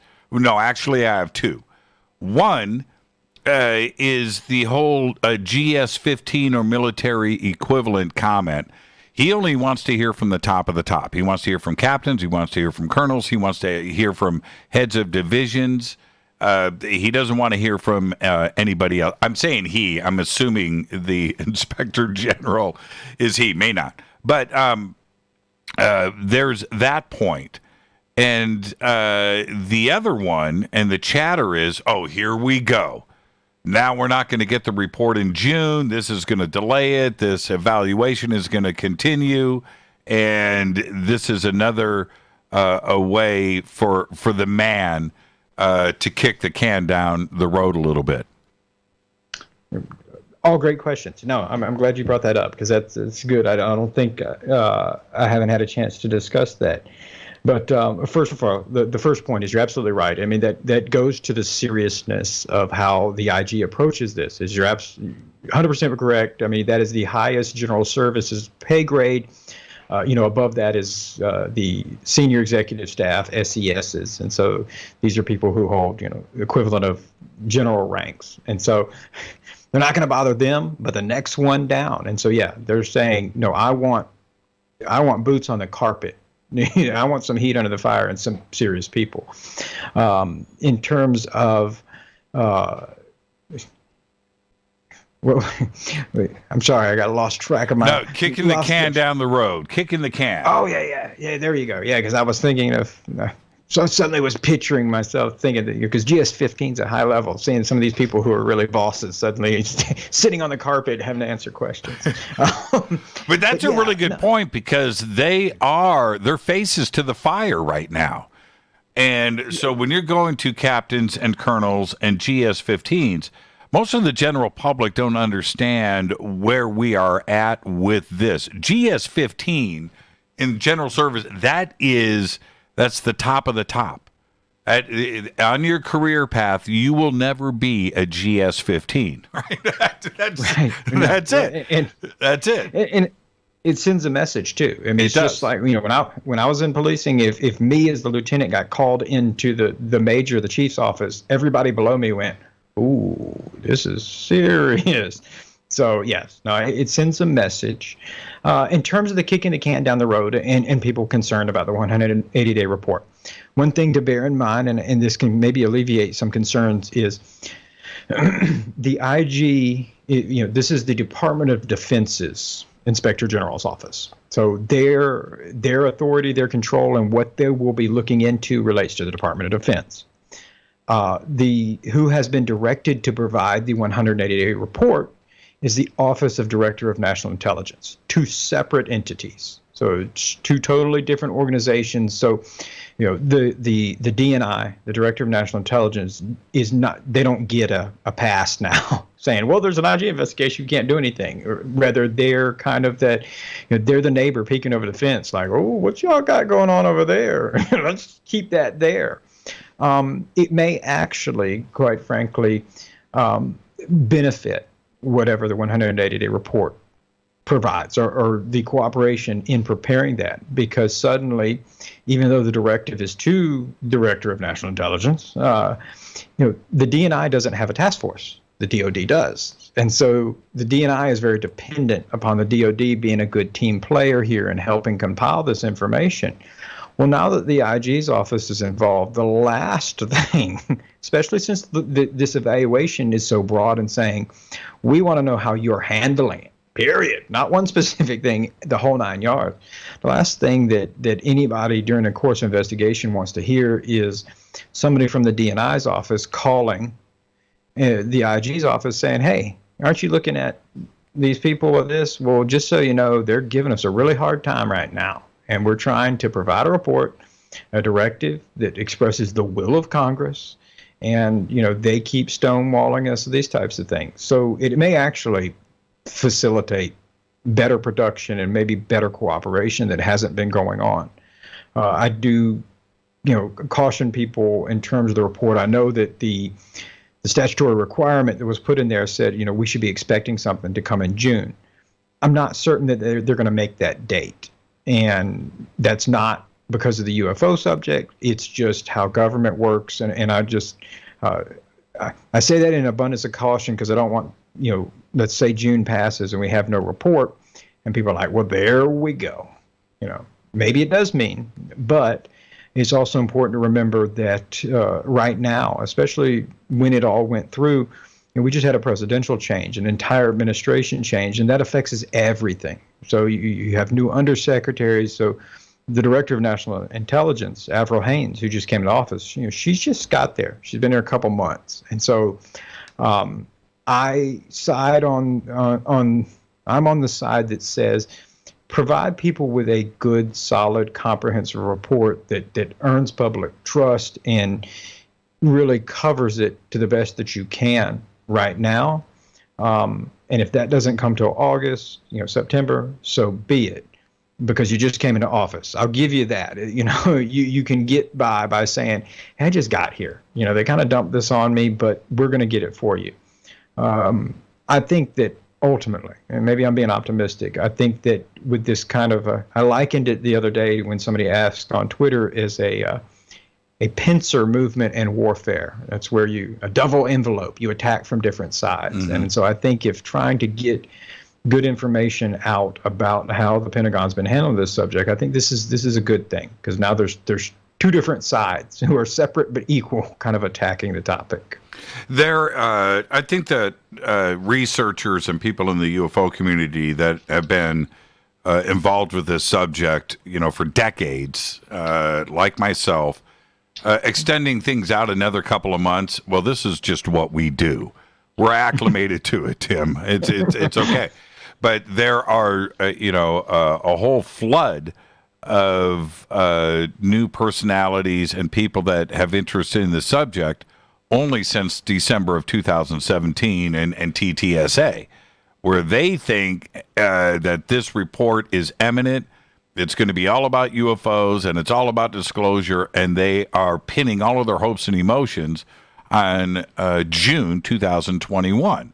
There's a potential for a lot of broken hearts, where they're going to get a taste of what the UFO community is like. I can see that wholeheartedly, and I try to tell people, especially to try to maintain objectivity. I'm not a member of the UFO community. That's not derogatorily. It just means that I can't, I try to distance myself as much as possible. But I definitely see exactly what you're saying in terms of, sure, there's a lot of younger generation, or a lot of people, and maybe, you know, I can include myself in that, who's kind of come to... You can, and that's okay. Right. That's come to this topic here in just the last couple of years. And you're right, I do think that the people who have been really looking into this topic for decades, they have so much more value and information on it. They have so much more understanding of it. Sometimes people maybe seem cynical, but I think if you really dug into the history of it, you understand why. I mean, these are people who watched the live press conference when Colonel Haynes of the Air Force laughed about the whole Roswell thing and said, you know, it wasn't a weather balloon, it was a special weather balloon. And people are like, what the? You know, and so I respect that. And I think that the disclosure that I see people wanting is like the government to come out and say, this is real. And I look at, you know, I've had some great conversations with people like David Marlar, or read, you know, books by Barry Greenwood, people who have been doing it for a very long time. And I look at this stuff and I go, good gosh, I mean, how much disclosure? I mean, people have done incredible compilations of these sightings for decades. And so, you know, I think maybe the disclosure, maybe people are like, you know, once the government finally makes it official, then we'll feel some gratification. We'll feel vindicated. Yes. Vindicated. Yeah. Sure. Sure. But you're right. And I have no problem saying it, that I actually hope before it's all said and done that some, you know, whatever the government has going on now with their task force, whether they expand that or how they're doing it now, I hope they include some of the civilian researchers out here who have been doing serious work for decades, because I think they can provide a lot of information. Yeah, that's a component that needs to be there, and I always try to frame it that way. We need to put everything on the table. It's just, it doesn't need to come from one direction. And speaking about that, okay, let's address what happened back on April 9th, which, going back to the UAP task force and their report, apparently somebody decided to give, I think leak is the wrong terminology here, but somebody gave Jeremy Corbell and George Knapp a video and some images. So let's talk about the flying pyramids for a second, which you covered immediately. When you first saw the flying pyramids video, what went through your mind? Well, I'll be honest with you, Jimmy. The first thing I thought, I was stunned that this information was coming out. The particular images, with the exception of the ones that George shared, because we had shared one of those back in December, and I knew for a fact that came from a intelligence report that was disseminated out. And so I knew that those, and I knew about the other two photos, so I knew that those existed. I also knew that they were captured with a pilot's personal cell phone. They didn't really fall into the classification. They couldn't be classified, though they were trying to protect them, I think, not to withhold what the images showed, but rather they didn't want to discourage other pilots from coming forward. But then when I was unaware of the pyramid video or the still slide frames going into the water. And I was stunned to see this come out like that. And I checked with some people and said, is this legit? And the responses I got from them were basically, I can't talk about it, which was, yeah. And so first, I was shocked to see it come out like that. For a multitude of reasons, one being just the control of information. I mean, the first thing I thought is, man, somebody's in some trouble here. Even if it's not classified, even just releasing unclassified for official use information through unofficial channels, just handing it out, that can cost you your job at minimum. And so I was really surprised to see that. In terms of what we were looking at, I don't know. I think, I take this kind of middle of the road stance. I think that there's not enough information that's provided whatsoever. And that's not a knock on Jeremy or George or anybody. There may be information they don't know or can't share for various reasons. But, I've seen some of the theories proposed by them that this is a artifact of the aperture. So we're talking about the triangle now, or the pyramid. This is an artifact of the aperture of the camera that's taking it, that's making it look like that. It's actually just a plane. That's a compelling argument. But I think that one of the things that when it comes to, let's say, debunking these, we have to accept that we have very, very limited information. And so I wouldn't look at that and go, yep, there it is, everybody, aliens are here. Or, this is definitely not anything of earthly origin, or it's something totally different. Nor would I look at it and go, okay, this is definitely just BS, because I don't know the context behind it. And that's what I find I really would love to know and find out more of the context behind it, because, now that, I will say that I was as stunned when they came out, and I was even more stunned, Jimmy, when the very next day, Pentagon Public Affairs said, yep, that's our stuff. I was mind blown then. So we know that it was officially captured, and we know that because by their own admission that this was UAP task force stuff. And so, what context was it? I think the argument that it is an artifact of the camera aperture, if that is accurate, then the suggestion is what? The task force is incompetent? I don't think that that's true. Well, I'm not so sure that the task force is incompetent. I think that they're looking at a video of something that was filmed over a U.S. Navy ship, and they need to get to the bottom of that. That clearly falls into the classification of UAP. If the ship doesn't know what, ships in this case, doesn't know what that is flying over the ship. But the strobing aircraft light was very interesting. And I'm not so sure if the ancient Sumerians or Atlanteans or the Anunnaki are now FAA compliant with their aircraft identification lights. Sure. No, I think, and I've been, attacked on Twitter for saying this, but because this all falls in the same category of the 2019 kind of wave, because we had a bunch of destroyers out there in the Southern Cal Pacific who are doing workups and training, who, we know from deck logs and a lot of great reporting by Dave Beatty that, and the guys at the War Zone, that, something, drones is what they're calling them. These ships were being inundated with that. I've looked at that, and that's what I mean about trying to look at the totality of circumstances and pay attention to the seams here. Right. I started to look at, what else is going on during this time frame, and 2 days before those ships departed for their training, China had tested 2 different types of surface-to-ship missile systems in the South Pacific. A kind of provocative move. Later on in that month, you had North Korea testing a ballistic missile. So I think my first thing, and I think it still needs to be ruled out, is does the potential that these are, because nobody, I've been able to speak to 1 or 2 people who were on these ships, different ships. There's a lot of them out there who've described, they admit, oh yeah, we saw these lights and everything. We thought they were drones simply because they move slower than a airplane, but not super fast. They don't describe what we heard with the Tic Tac, let's say, or some of these others. Right. And so they all thought they were drones. And so, for me, I think the first thing that needs to be ruled out is, this type of geopolitical posturing goes on a lot.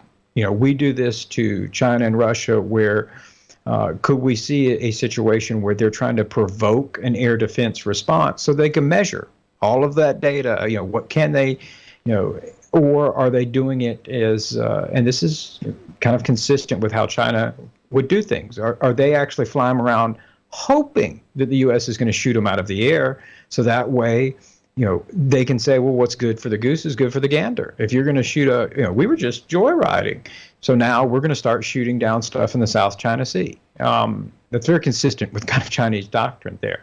So I think that has to be ruled out, simply because thus far, other than a lot of mystery lights, we haven't heard a lot of the really crazy high-speed maneuvers, the things that make you pause and go, what is that?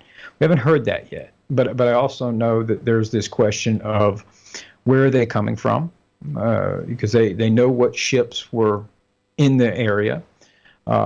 And so the distance from an operator, you've got to have somebody operate them if they're drones, and then the amount of time they're spending in the air. And I think we can at least, based on all the information that we have, both officially from deck logs and then people that we've spoken to, these things were in the air for hours at a time. These are not your Walmart drone.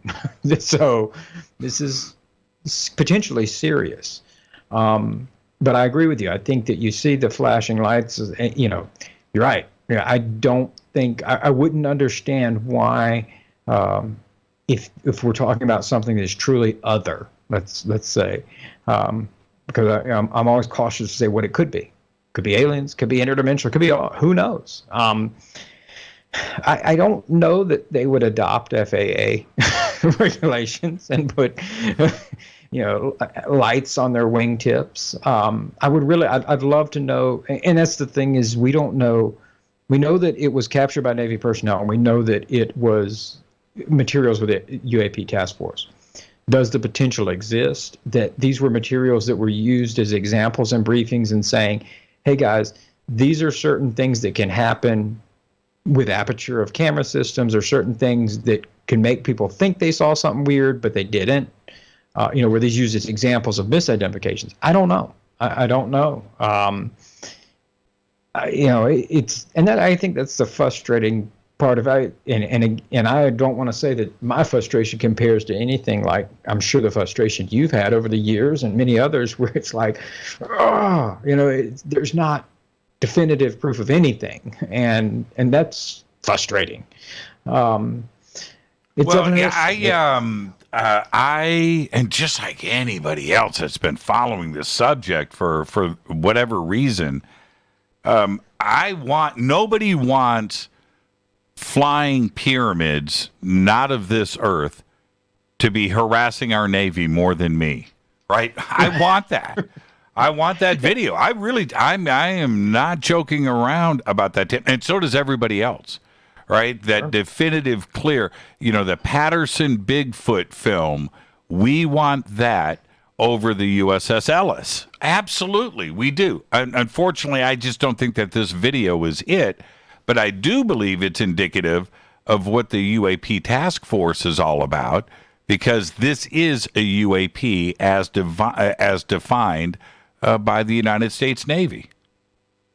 You're absolutely right, and I will tell you from people that work with are familiar with the task force and their work, is I've always been cautioned. Listen, our mission statement that has been provided to the public is true, which is to try to investigate incursions that aren't initially readily identified.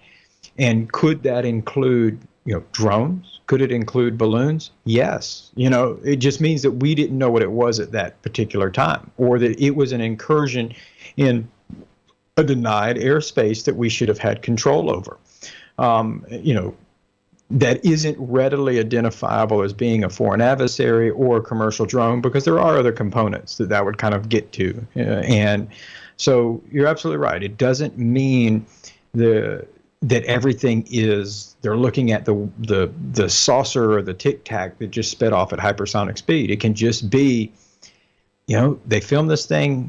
We don't know, because we don't have a good identification source of where somebody would have been flying a drone. I do hope, for a multitude of reasons, that, it is being very thoroughly investigated, because, I'm with you. I want it to see the pyramid too. I want to see the flying saucer and the Tic Tac.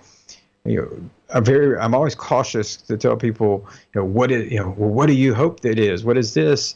Because then it becomes the gospel. But I'm always like, look, if I had to tell you my personal preference, I want it to be aliens. Why? Because if something else can do it, so can we. I want to fly the cosmos, Jimmy. That's right. And we'll do that hopefully soon, Tim, together. Let's take our break. Our guest tonight, the Debrief's Tim McMillan. This is Fade to Black. I'm your host, Jimmy Church. We're going to continue this conversation after this short break. Stay with us.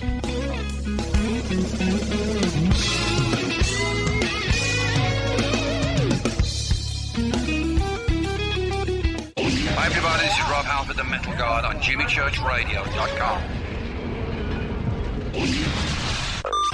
This is KGRA Digital Broadcasting Station. Salt Lake City, Utah. Van Buren, Arkansas.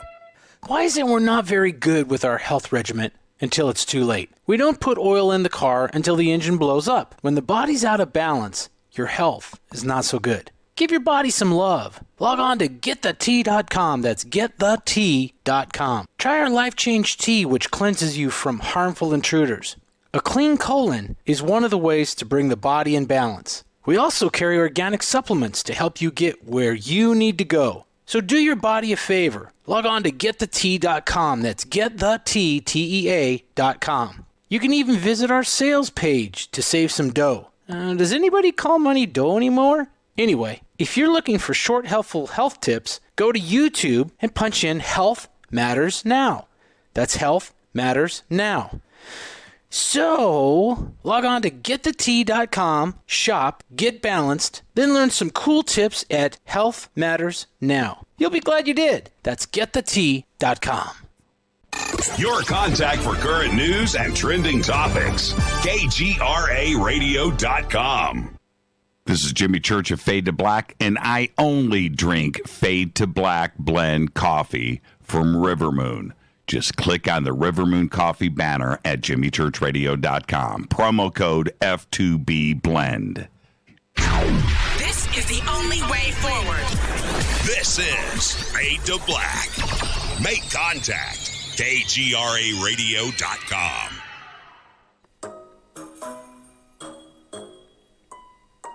When you're in the house for longer periods of time, you can see them flying or running across the floor. Ooh, yuck. They're unhealthy, gross, and disgusting. Bugs. I loathe bugs. We keep a clean home, but occasionally bugs show up. Well, I found something that is tougher than bugs. Orange Guard. On contact, it kills hidden bugs, including ants, roaches, and fleas. Plus, Orange Guard is a residual repellent.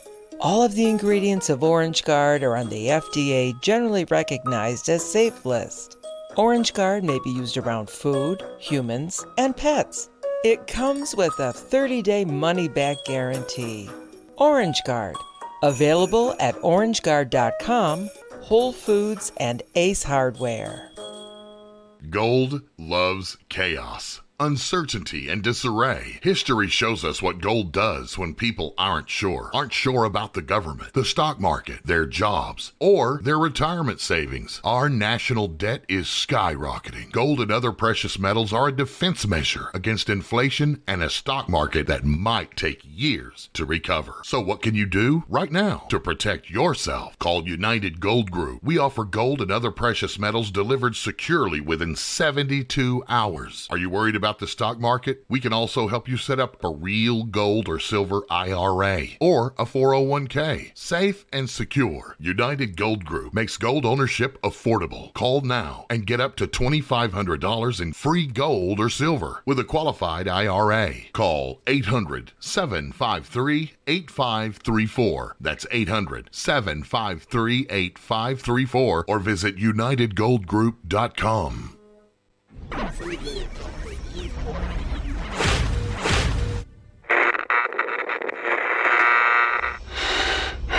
You want to know a secret? I love ponies. I really love ponies. I'm serious. I couldn't stay sane without ponies to brush. Why fade to black? Because you never got that pony, damn it. This is Fade to Black with Jimmy Church on the Game Changer Radio Network and KGRA, the Global Radio Alliance.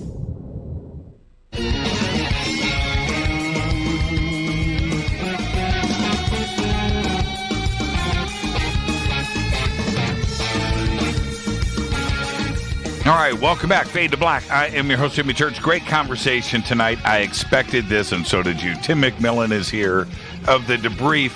And Tim, really quick, Twitter. What's your Twitter handle out there? It is at LT Tim McMillan, McMillan, McMillan. just the A-N. People add the I's or the E's or all sorts of stuff. But there you go, man. And I follow you and everything that you do out there in social media. Today, it is extraordinary, the work that you guys have been doing. And now, God, let's stay on subject here. We were just talking about, the flying pyramids. I'm going with flying toasters, Tim, by the way. I'm more comfortable with that. But the images, and when you first broke this story of, I don't know, it was about 6 months ago, I immediately brought on Micah Hanks to discuss all of that. And thank you, Micah, and all of your excellent reporting, Tim, and of course, MJ Benias. But these images I find very compelling. The video, okay, all right, let's back burner that, and we'll find out more in the future about that. The story did go away pretty quickly, considering it should have been the most extraordinary thing in the history of all of mankind, and it went away pretty quick in a couple of weeks, and I think that's because of what the video is probably all about. But the images are different for me. The images are compelling. You mentioned balloon. I want to go to what Knapp has called the blimp photograph. And I don't know why blimp is being used. Okay, so maybe that's the way it was defined in the UAP Task Force report, and that's the name of the image file that George got. But that image is crazy town to me. That is an excellent image. It's very clear, and I don't know what I'm looking at. I don't see blimp there. What do you make of that image?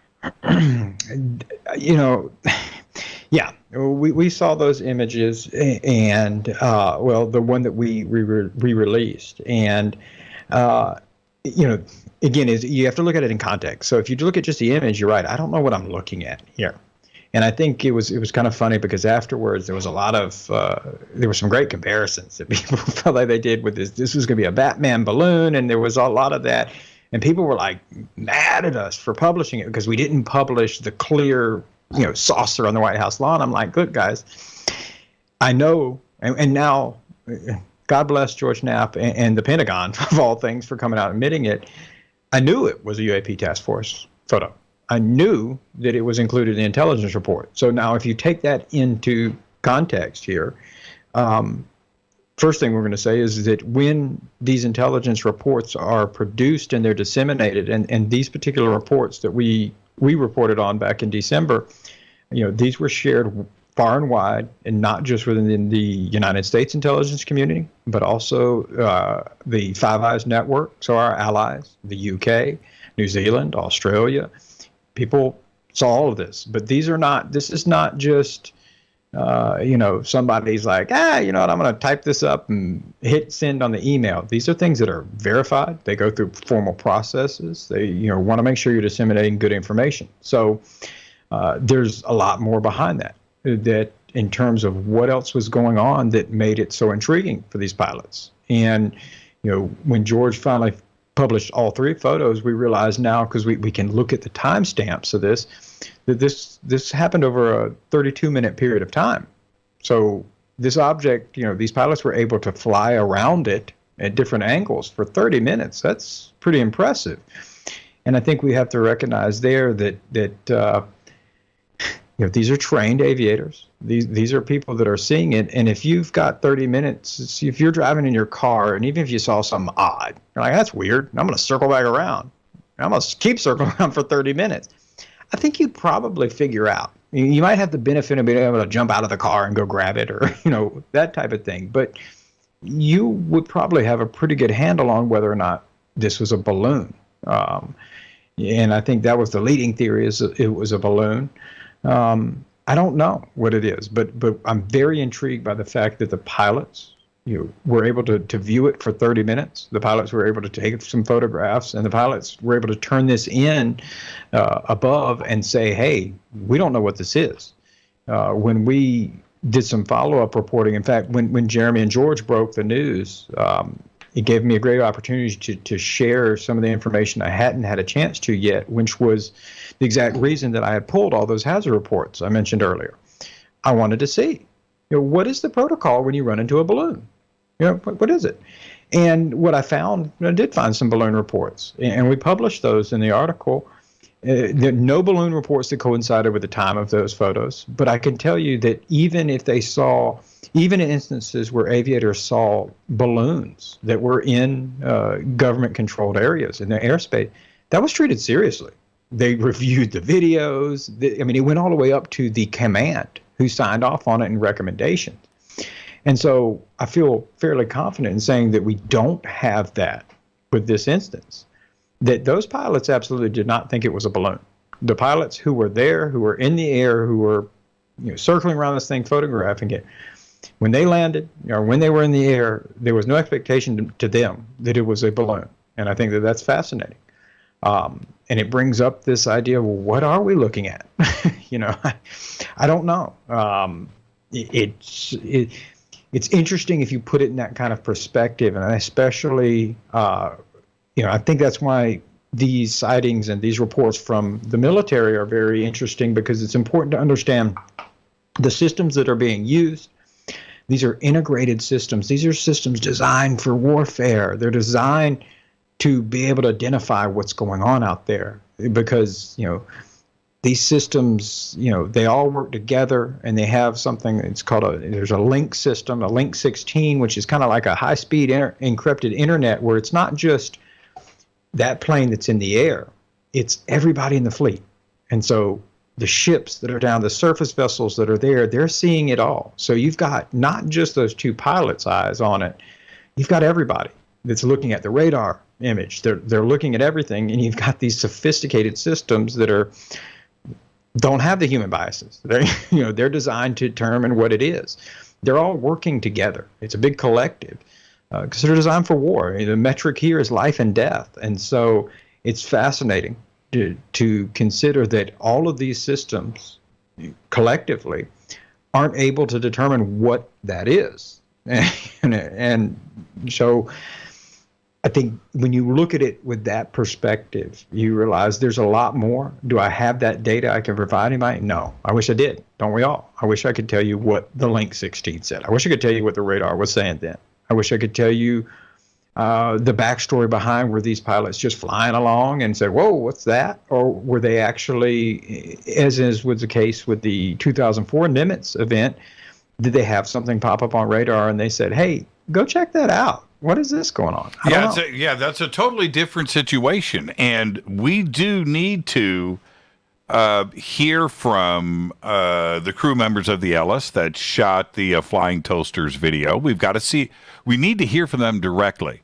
When the images were published about not only the blimp image, which I find compelling. I'm thinking Mandalorian, by the way. I'm going full ET on that. But the Batman image, we need to hear from these pilots. Do you think that the Senate Intelligence Committee is going to bring them forward and ask them to testify and speak about these images?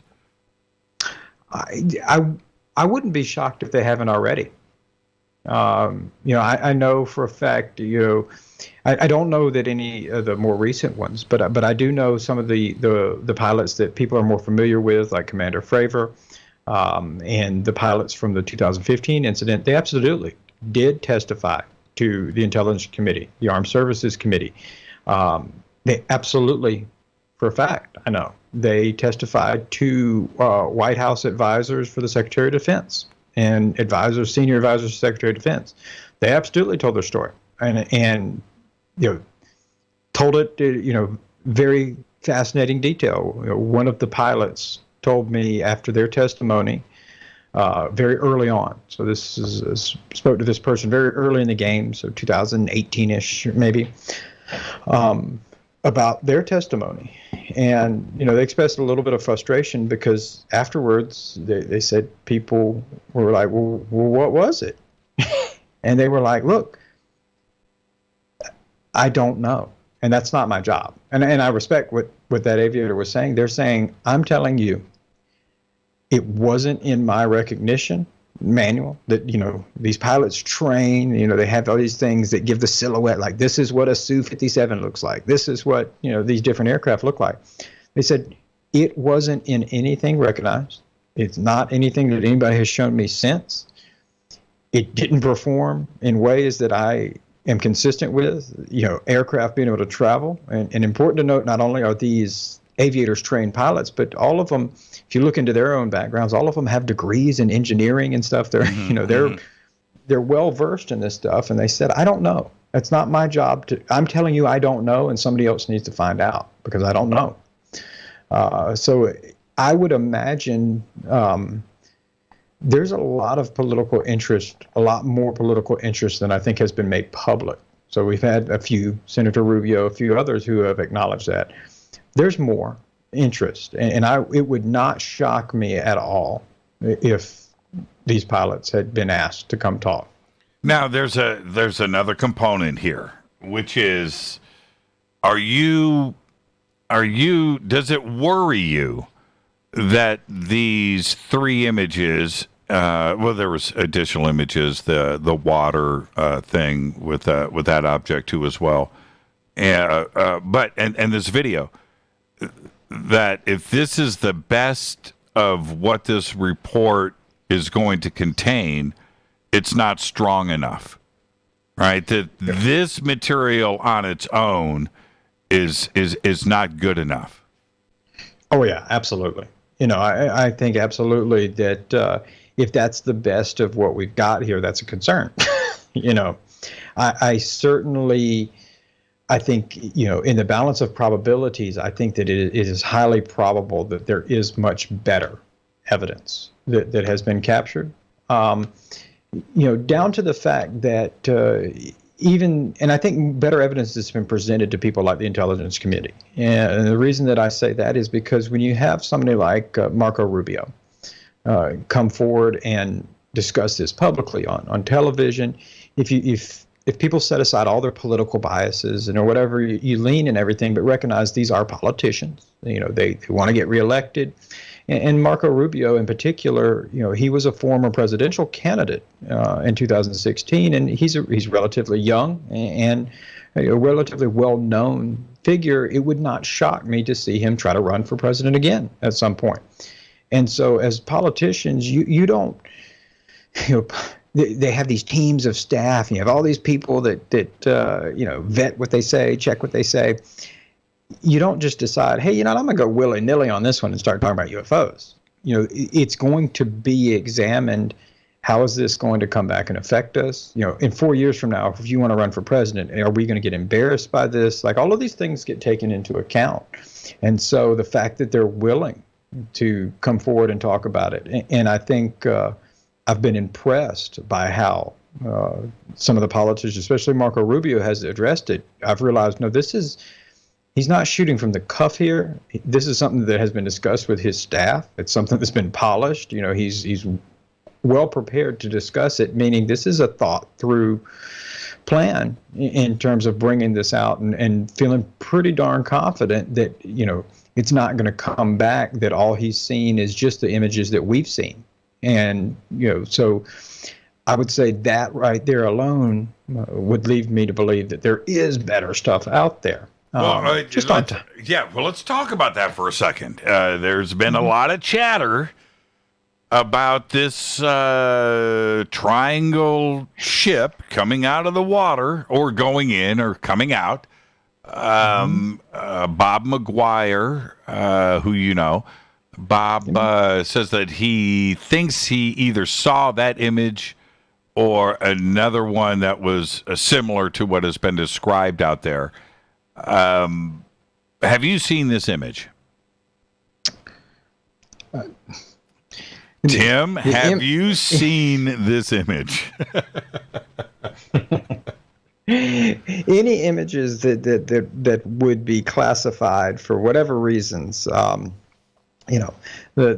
general public who does not hold a security clearance, which I do not, are not allowed to see these for obvious reasons. How cool was the image when you saw it? What did you see?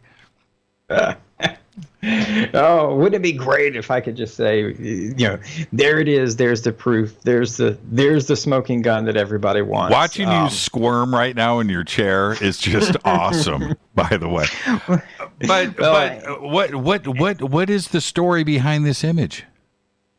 Well, I want to, and first, let me just touch real quick on, in terms of why there would be any squirming, or why, because I'm sure everybody's going to go, geez, Tim just danced around that. In fact, I'm about to pull a Louis Elizondo and say my NDA, but I don't have any NDAs. But I do, it is important for people to realize that we do try to approach this as a professional journalism, and, it's buried down there at the bottom of our website, but we do have an editorial standards that goes through all these things. And one of the things is that when you deal with sources, you're dealing in this national security world, you have to deal with anonymous sources sometimes, and how you bring out information.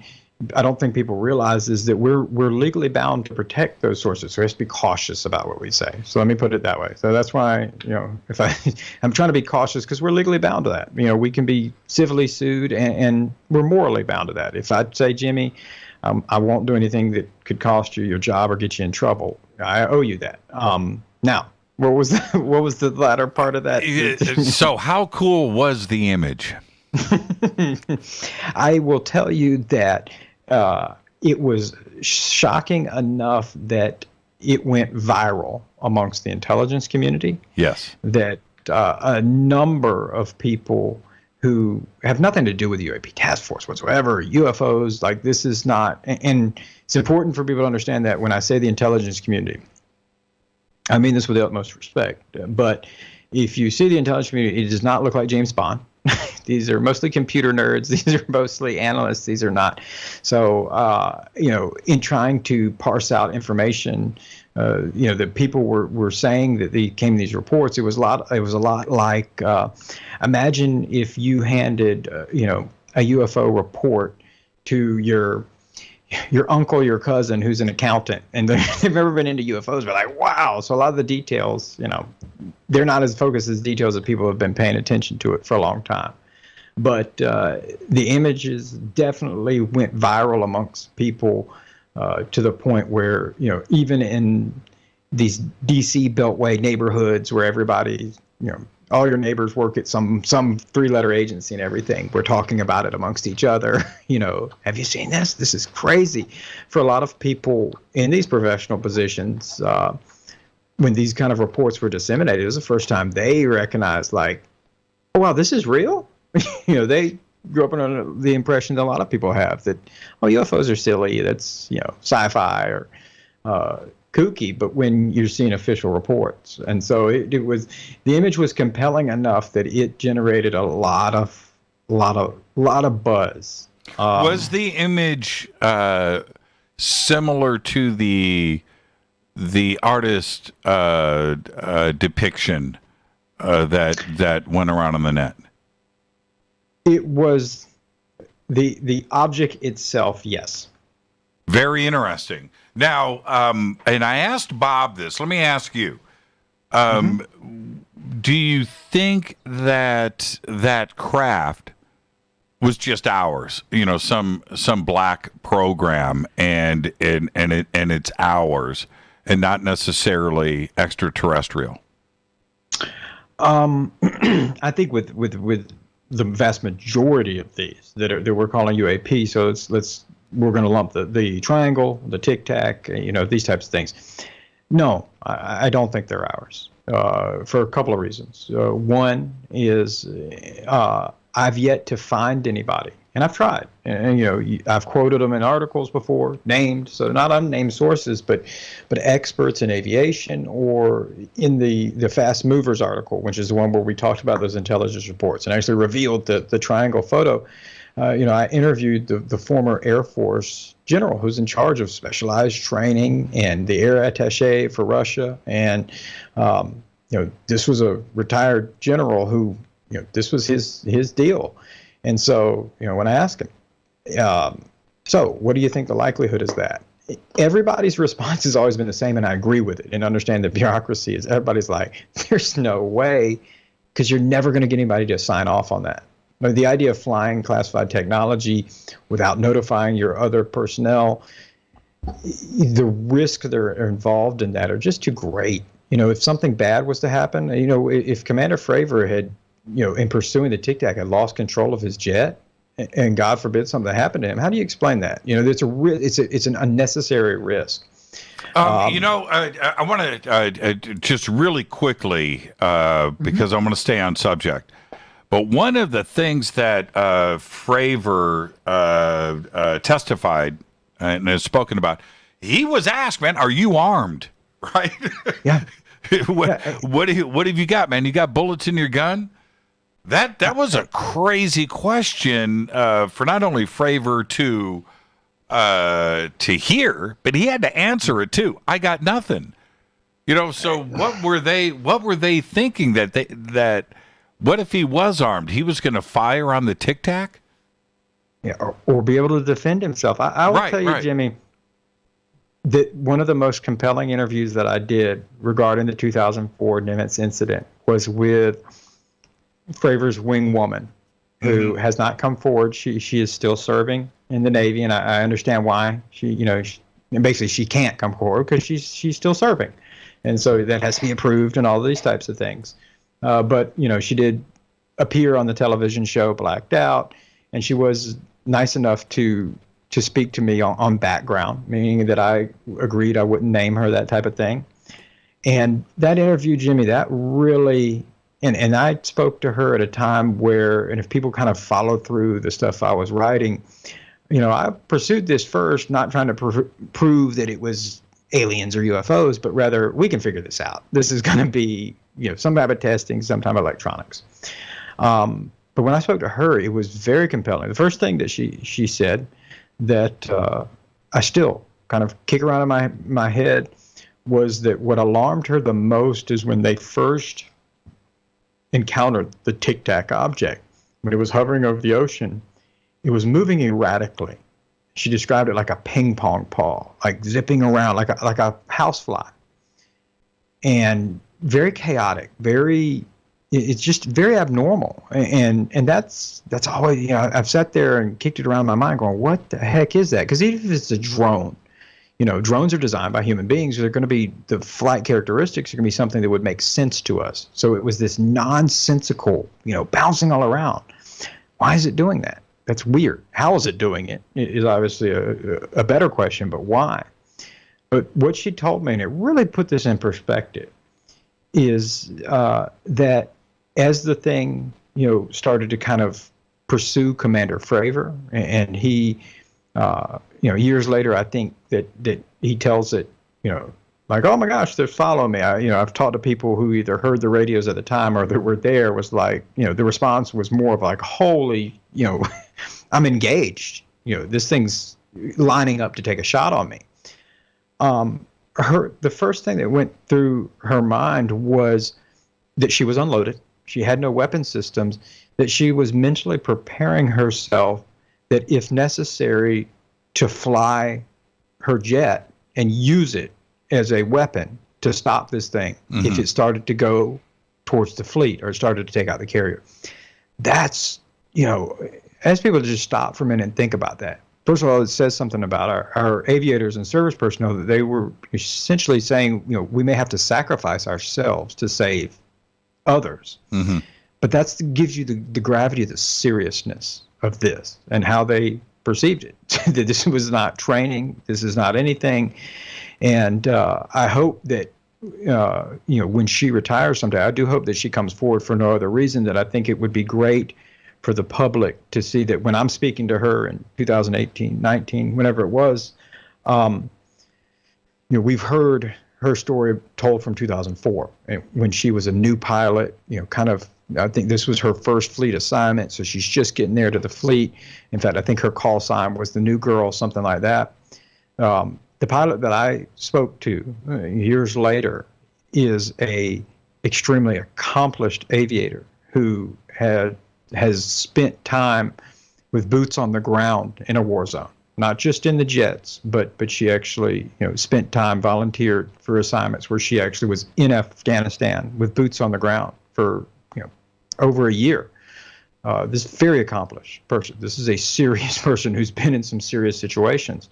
And so to still tell that story later and kind of be able to pick up that emotion of thinking, gosh, what's going through your mind? And I think, she's rightly so. And frankly, I would be with her, and I would hope a lot of people would too, that if it came out that if it was some type of blue on blue training, whatever it could have been, to put people at risk like that and put them in a position where they have to contemplate, turning into a kamikaze pilot to save their sailors. That's not that's not what America's supposed to be about. That's not what we're supposed to be doing to our people. So I think that, again, the kind of totality of all those factors, take out just the performance of it, that this could have been ours. I think hard. about, and I want to mention Dave Beatty one last time. We've mentioned him a few times tonight. But his original documentary and the animation and the way that was put together, which included her, was just incredible. And I just I want to thank his work and his efforts and all of this, which lead up all the way to July of 2019 and the reveal of what was going on off of San Clemente Island here in Southern California. Dave had been talking about that for quite a while. It's just now coming to light. But Dave's work, he's out there. He's just in the production business, right? And suddenly thrust into this UFO game, and he's done some really good work. I wanted to mention that. Let's circle back though, and that's all the shout out Beatty gets tonight on the show, because he only uses condenser mics. He doesn't use dynamic mics. Dave. Okay, is this, and also he has a really nice chair. He's bagging on my chair here. That's a whole nother story. Okay, but back to this triangle image. Mm-hmm. Do you expect or anticipate this to be part of the UAP Task Force report? And is Marco Rubio going to lay his eyes on a triangle flying out of the ocean water? He may have already seen it. Right. Yeah, sure he has. I do not expect, and I hope that a lot of people don't have their expectations set on this idea that the report that will be released either in June or eventually is going to contain any images or videos. And I'm just being bluntly honest. That's typically not how you're talking about the public side of the report. The public side, yes. The public side of the report. And sure. So this now quite, I want to say famous. I don't know if it's infamous yet, how we're going to classify this triangle image, but that is not going to be made public. You don't think that's a possibility? I don't think that image will. I don't foresee any images being, just in my experience and how these types of reports, how they look in general. And I encourage people to maybe even just take some time and look at some of the congressional reports. There was one recently released by the Director of National Intelligence. You can go to their website on the murder of the journalist Jamal Kandashi. And you'll see like a kind of a 4-page report that's gives you an overview, doesn't give you a whole lot. And I think that and from an unclassified level, what the public will see, I would anticipate, something that's saying, yes, we've had encounters, how many? I don't know that they would get into that specifics. To me, and I've said this before, a lot of what I see right now with this report, and I think if you parse through the language, maybe through this, looking at it this way, people might recognize it as well, as it sounds a lot like a precursor action for funding for a larger program. Yeah, I think because there's a lot of talk about that for sure, yeah. Tim. And there's going to be some disappointment, I think. Let's circle back to that. But back to this triangle image. If Marco Rubio has seen it, it didn't freak him out. In that, he's not, right? He's maintained pretty good composure. But would this image, you've seen it, would this image freak out the world? Is this something that would upset tip over the apple cart where suddenly this reality, hits the planet? I think there'd still be people saying that it was, a seagull or some type of digital artifact. I think that, I don't know. I'm cynical in it, and it's not just that image. I think, especially nowadays, that we're so accustomed to the fact that even, no matter what great images you see and everything, it's that CGI or, it's a deep fake or whatever. I think that there's still going to be ways for people to dismiss that or write it off somehow. Right. And so I don't know that that's going to be earth-shattering. I think that you release an image or a video with the entire depth of it. So you're saying this is captured on these radar systems. It was captured on these different types of sensors, this different type of electronic warfare. We were able to gather this. We were able to gather whether it's radiation. I mean, there's a lot that's out there that's in the unclassified world. There's no telling in the classified. And so if you just released all of that, if you released that and said this is something that emerged out of the ocean, out of the blue, that alone first brings up, well, what the heck is this? Because there are no known platforms that are, quote, transmedium, that can operate in and out of ocean in flight. And then if you were to say that this thing, ascended at X speed, something just crazy, that in comparison with an image, I think would force people to go, okay, wait a minute, what the heck is going on here? I'm jealous, man. I want to see. I want to see this image. I would have thought that by now somebody would leak it to me. There's too many out there that. Well, I will tell you, bar none, because people ask me probably daily. So I will say it, and we can make sure you can tell everybody that, tune in to Jimmy Church. I do not have a copy of the image. So you don't have a copy. So no. I can anticipate something in my. I can give you a private email if you want to. Now, one last, and I want to thank you for a great conversation tonight, and I look forward to the next time you're on the show with us. You're breaking way too many stories, and I can't wait to get you back on. But do you expect in the UAP Task Force report, the public side, to have an ET, extraterrestrial, alien, little green men component to it? No. I don't think that it would be. I think that, it's important to understand that even if that was, let's say, that was what was the running theory here. All of these things are, combed through by general counsel, legal affairs, all these different hands get on it. So they want to make sure they don't say anything that is either going to come back to bite them or will compromise future investigation. Who knows? I think unknown broadly is probably what, are unidentified, which we've been listening to that for years, decades. But I don't think that you're going to see anything say, you're not going to see anything definitive, I would imagine, that's going to say this is, nor do I think that kind of broadly saying it could be this, it could be that, it could be this. That was discussed internally. It is discussed internally because, if the government, and I know a lot of people think that they already know. I know some people think that there's more compartmentalized secret things. If that exists, I don't know. I've never come across anybody that led me to believe that.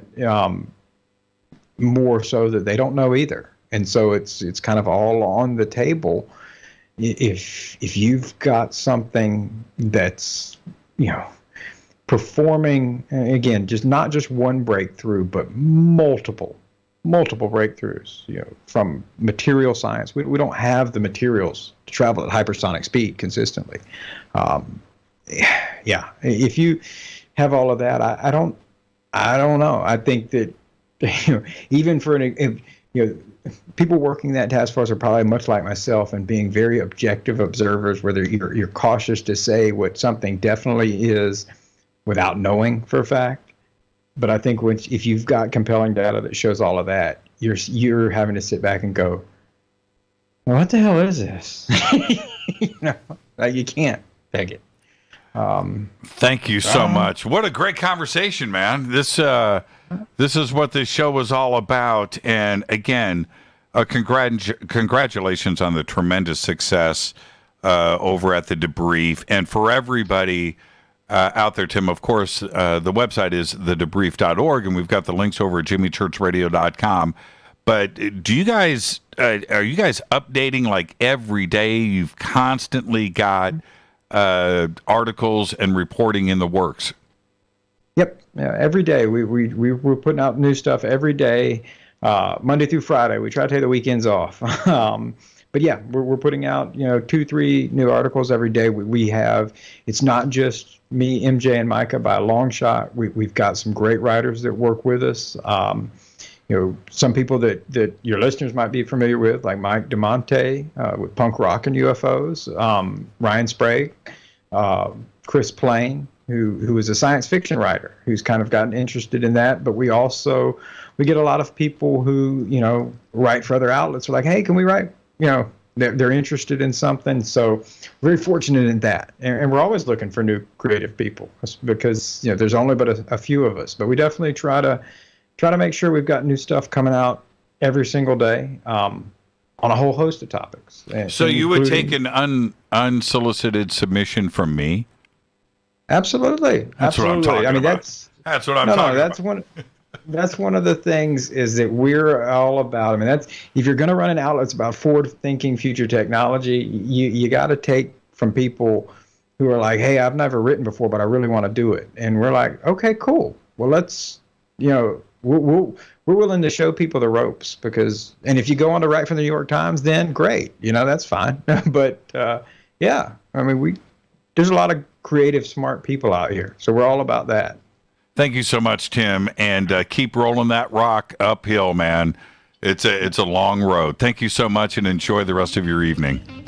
Thank you, Jimmy. No, it really, really has been a pleasure. And anytime, I'll be happy to come back on. Tim McMillan. I'm your host, Jimmy Church. This is Fade to Black. We'll be right back after this short break. Stay with us.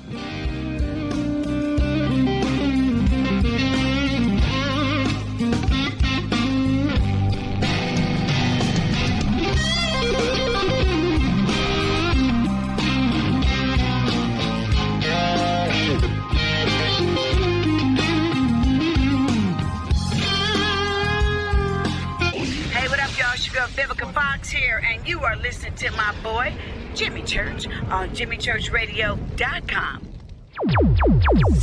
Despite popular opinion, reading a book will not make you smarter. But listening to Jimmy Church will. This is Jimmy Church, and I'll be at the UFO MegaCon this June 6th through the 12th, 2021 in Laughlin, Nevada. The Laughlin UFO MegaCon is unique. It's 7 days of education and disclosure. It's unlike all other UFO conferences. The Laughlin UFO Mega Conference specializes in bringing you new people, offering new information and disclosure. All of this is offered at prices so low you can actually afford to be there. For instance, 7-night hotel packages, 1 or 2 people, start at just $320 inclusive. Education and disclosure is why the Laughlin UFO Mega Conference exists. Join us for all 7 days, or a half a week, or just a day or two, but join us. Go to LaughlinUFOMegaConference.com. Register now. The only thing keeping you from being with all of us is you. Daily live streaming now available worldwide. It's this June 6th through the 12th. Just go to LaughlinUFOMegaConference.com. This is Jimmy Church of Fade to Black, and I take Life Change Tea supplements every single day. It's what I do. Click on their banner at jimmychurchradio.com. When you take the beans from Central America with dashes of Indonesian and African mixed in and then roast it to the dark side of Fade to Black, you create the ultimate brew of fringe. Introducing the Fade to Black blend from Rivermoon Coffee. Yes, Rivermoon's darkest customized roast was created for the love of Fade to Black. The alchemy of masterful roasting and smoking the beans is in every sip of this full-bodied, dark Java. I need my coffee dark, deep, with distinct bittersweet chocolate highlights, just like the bunker. Leaning further into the darkness of the roast is Fade to Black blend from Rivermoon Coffee. Just click on the banner at jimmychurchradio.com and use the promo code F2BBLEND for 15% off of your order today. This is Billy Carson with ForbiddenKnowledge.tv. Forbidden Knowledge TV has just reached its 1-year anniversary. That's right, 1 year. And as a show of appreciation, we are giving all new subscribers a free 30-day trial of ForbiddenKnowledge.tv. That's 30 days to binge watch thousands of movies, documentaries, conferences, workshops, lectures, yoga classes, meditation courses, and so much more. So log on to ForbiddenKnowledge.tv from your computer or mobile device, or get the Forbidden Knowledge TV app on Apple TV, Roku, Amazon, iTunes, or Google Play today, and use coupon code 30daysfree. That's coupon code 30 days free on ForbiddenKnowledge.tv today. Are you intrigued by Paranormal Talk Radio? You'll love the new Paranormal Radio app from TalkStream Live.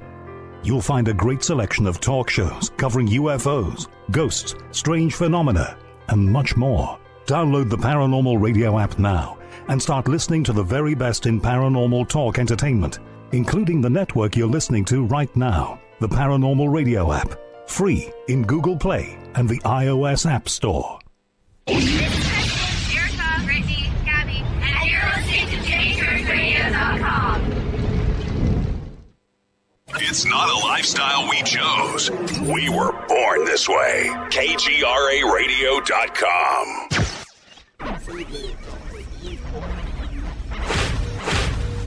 This is KJCR at JimmyChurchRadio.com.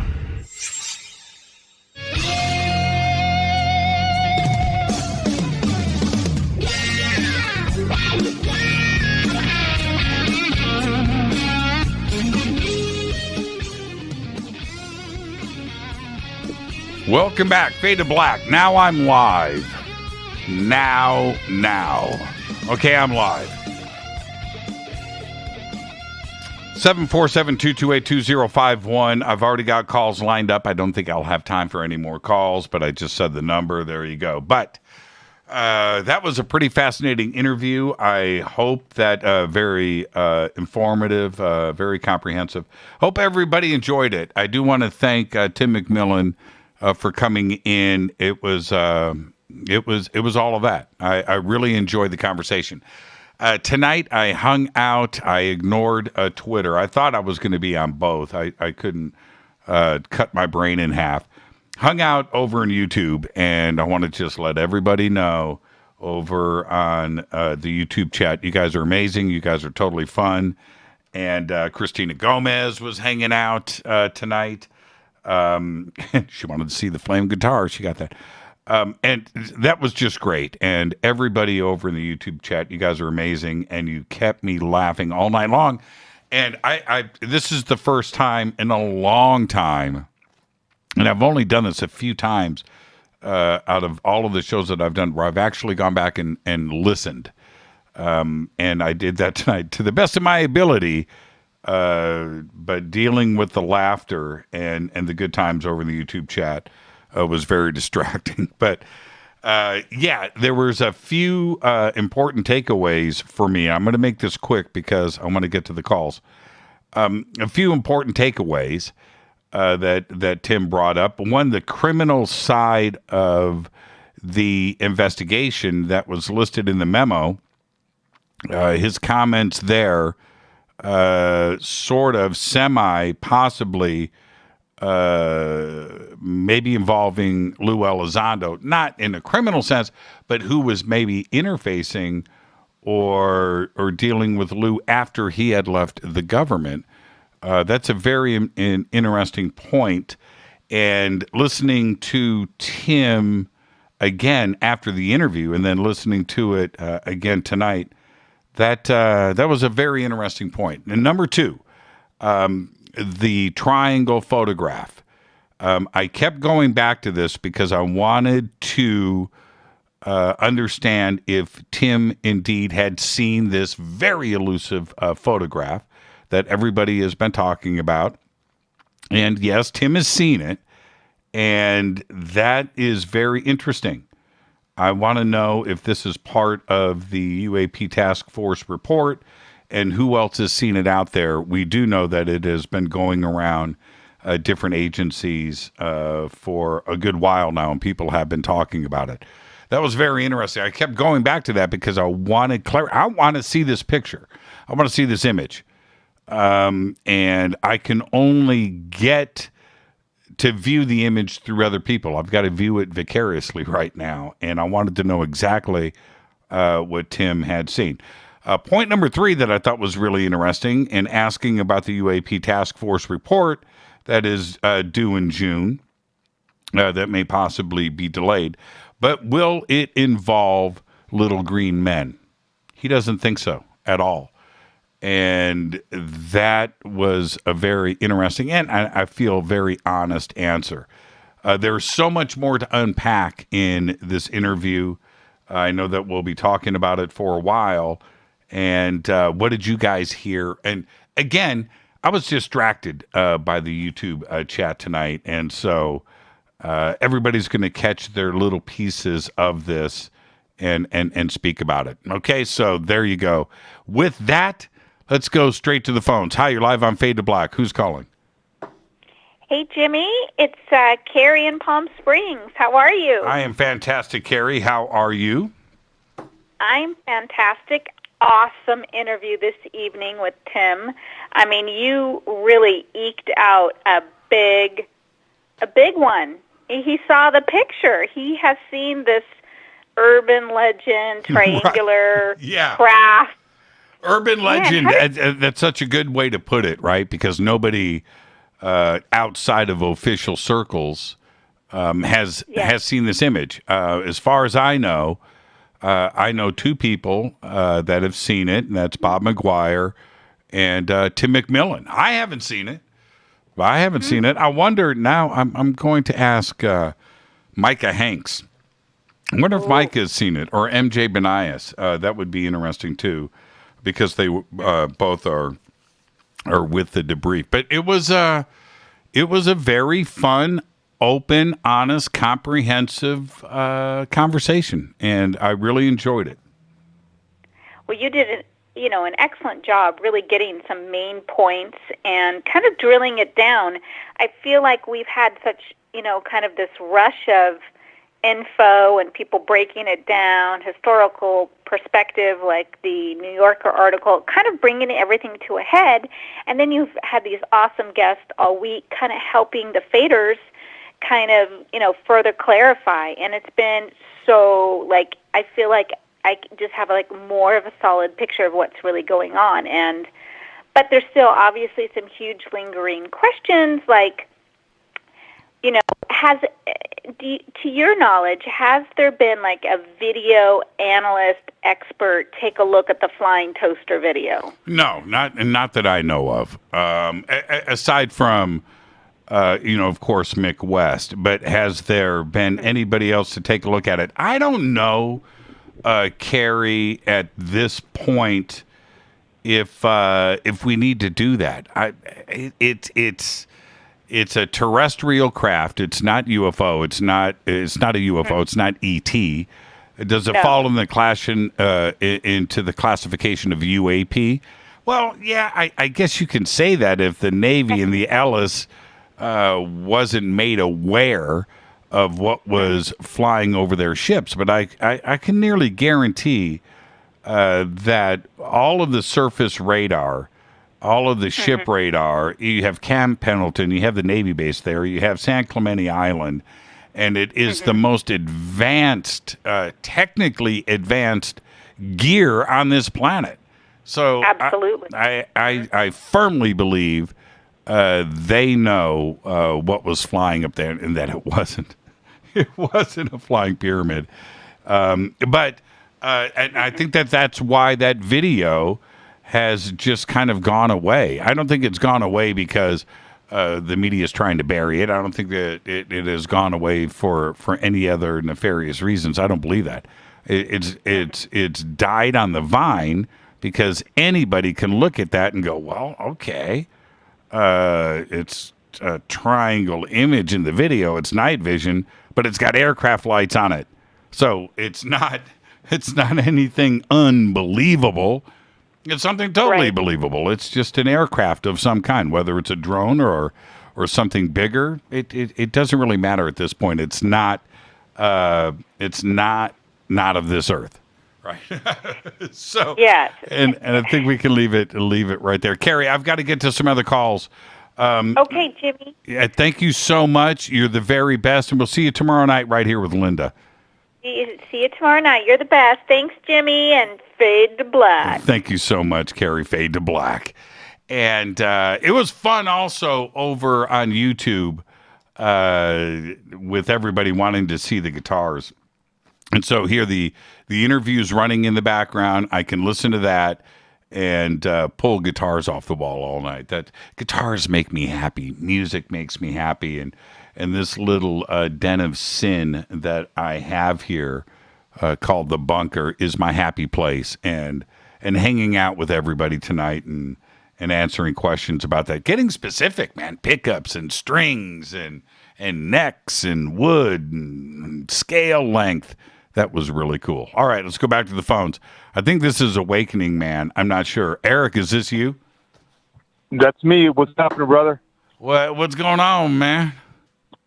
I'm up here on Mount Wilson, and I've been looking at this red light that's flashing and moving around erratically in the forest. It's about 25 miles away, but it's not in the sky. This is in the forest. What are you suggesting here, Eric? You sound like you're freaked out. I don't know what it is. I have no idea what it is. It's a red light, though. I can see it with my naked eye. But that's moving around, very erratic. I'm not exaggerating. I tried to film it. It bounces all over the place, and it's been doing it for half an hour. Now, Mount Wilson, when you say Mount Wilson is over here next to Pasadena. Where are you? No, there's a Mount Wilson in Nevada, too, which is in northern Nevada, which is right near Utah. Really? And okay, so you sound freaked out. Are you freaked out? Well, it's about 25 miles away, so I'm not really freaked out because it's too far. But I could see it. I'm looking at it with my naked eyes as I'm talking to you right now. I got to tell you, let me just jump off that for a second. I was excited because I'd never seen the Starlinks, and they just flew right over the top of me like a half an hour ago. 60 of them. I counted them, and it was amazing. And so I'm just like, oh, this is so cool. And then I look back behind me on the Utah side, and I see these 5 or 6 other lights in a row flying in a different direction in a different area. And I thought, oh, that might be some more Starlinks. So I grabbed my phone to try to show you, to record it on my night vision, and it just went out. It just blinked out. They were all gone. I'm not kidding you. They were gone. I don't know where they went. They just went away. Because they knew I'm excited. They knew you were there, man. See, they knew I was going to film it. Right. But back to I'm curious, Eric, about this red light. Yeah, it's still there. I'm looking at it right now as I'm talking to you. And is it moving through the trees? There's a mountain. I mean, there's like 5 mountain ranges between here and the furthest mountain range, which I'm going to guess the furthest mountain range is somewhere out there, probably near Area 51. So I'm probably looking in that direction right now, but I'm a long ways away. But anyway, the light is not in Area 51. What I'm saying is it's in the first mountain range. I'm looking at it. It's definitely not above the range because I could see when I put the night vision, I could see the rim of the mountain range. So it's in the forest area because I've been looking at this forest since 4 o'clock this afternoon, so I know what I'm looking at. It's dark now, but I know that there's forest there. I saw it earlier today. So you're out there seeing the cool stuff in the night sky, which means you missed the show tonight with Tim McMillan. No. I listened to the whole thing. You did? Oh, man. Yeah, So you got the double dose. You got night. Yes, Lieutenant McMillan. Yeah, you got night. night. I like that guy. You know what? That guy, he's 4 pipes as far as I'm concerned. I'm just going to put 4 pipes on that guy. I like his style. I like his I just like everything about the guy. I like how he's handling it. I'm glad you got him on. I'm really happy about that. And I've only got a minute left, Eric. Okay. What stood out? I know you're in the middle of all this excitement. You've got lights in the sky. You've got lights on the ground. You've got Bigfoot that's about to come up behind you and tap you on the shoulder. But what stood out in the conversation tonight? What's your takeaway? Okay. I'm going to be a little rude just since I only got 45 seconds. 2 nights ago, I was in Rachel, Nevada. And I was up on the mountain. I drove up there like 8 miles up this dirt road and parked, and I saw 3 lights, orb lights, not in Area 51, on the other side of the mountain where the black mailbox is, between the black mailbox and the mountain range. 3 lights move in like a worm fashion, then blink out, and then 4 lights moved in a worm fashion, blinked out. Then 5 of them moved, and I couldn't believe what I was seeing. That was the most amazing nighttime thing, and I just had to tell you that because I'm still stoked about it. I'm just psyched. But McMillan, I just like that. Whoa, shit! Something just ran by me. I'm in the dark out here. It's pitch black up here. No, McMillan. He's in Germany, man. The guy could get away with stuff in Germany. I love it. It was just, Jason Kidd. He's in Canada. He'd get away with stuff too. We need to get Jason back on the show, I think. Yeah. Jason, I would love to get Jason back on the show too. He is very busy off into another part of his life and his future. Yeah. And he's just doing other things right now. He wants to come on the show. Yeah. I want to get him on the show, but he's up too late at night and he's got to be up early in the morning and there you go. And we've just got a little bit of scheduling conflicts. Look at my tweets. Look at my tweets from earlier because there are some poops up here that are massive, and then there's these big poops that you would normally see from deer and horses and cattle, and then you got these little tiny poops that are. But there's piles of these giant poops up here with no footprints, and it's tripping me out, Jimmy. It's tripping me out. I'm not kidding you either. I got pictures of it all. I just can't wait to June when I'll show them all to you. Anyway. Eric, I'm just going to leave that right there. I've got nothing for you. I've got nothing for you, man. Well, listen, be safe. Shoot some video. I want to see this red light. See if you can capture that. But have a good time, and above all, be safe. Who are you with? I'm by myself. I'm a little scared because I'm literally 30 miles away from any human. I'm not exaggerating. The nearest town is this Pioche town, this little town 6,000 feet up. I'm about 10,000 feet up right here. So I'm way up there. Now you've got food and water and supplies, right? Oh yeah, I got it all. I got all the supplies necessary. Yeah. Okay. All right. Covered. I just want to make sure you're safe. Okay, my brother. All right, buddy. And now, I'll talk to you soon. I'll talk to you tomorrow. Thank you so much, Eric. Fade to black. Fade to black. Right on. So, Eric, getting it done up in Mount Wilson, somewhere near Area 51 out there in Nevada. I didn't know that there was another Mount Wilson. Mount Wilson is where the observatory is right here in Southern California. Okay. Well, what a great night tonight on the show. I want to thank Lieutenant Tim McMillan of The Debrief. An amazing conversation tonight. But tomorrow night, right here, Linda Moulton Howe. We've got nothing but UFO breaking news all week here on Fade to Black. Fade to Black's executive producers, Rita Camurian. Shows produced by Hilton J. Palm, Renee, Dennis, and Kevin. Announcers are Steve Harder, Gene Vito, and Mark D. Kovar. Webmasters, Drew the Geek. Music, Doug Aldrich. Intros, Spaceboy, SpaceboyMusic.com. Fade to Black is produced by KJCR for the Game Changer Network, and syndication is KGRA, The Planet. This broadcast is only copyrighted 2021 by Fade to Black and the Game Changer Network, Inc. It cannot be rebroadcast, downloaded, copied, or used anywhere in the known universe without written permission from Fade to Black or the Game Changer Network. I'm your host, Jimmy Church. Tomorrow night, Linda Moulton Howe. Until then, I want everybody to be safe. It's time to fade to black.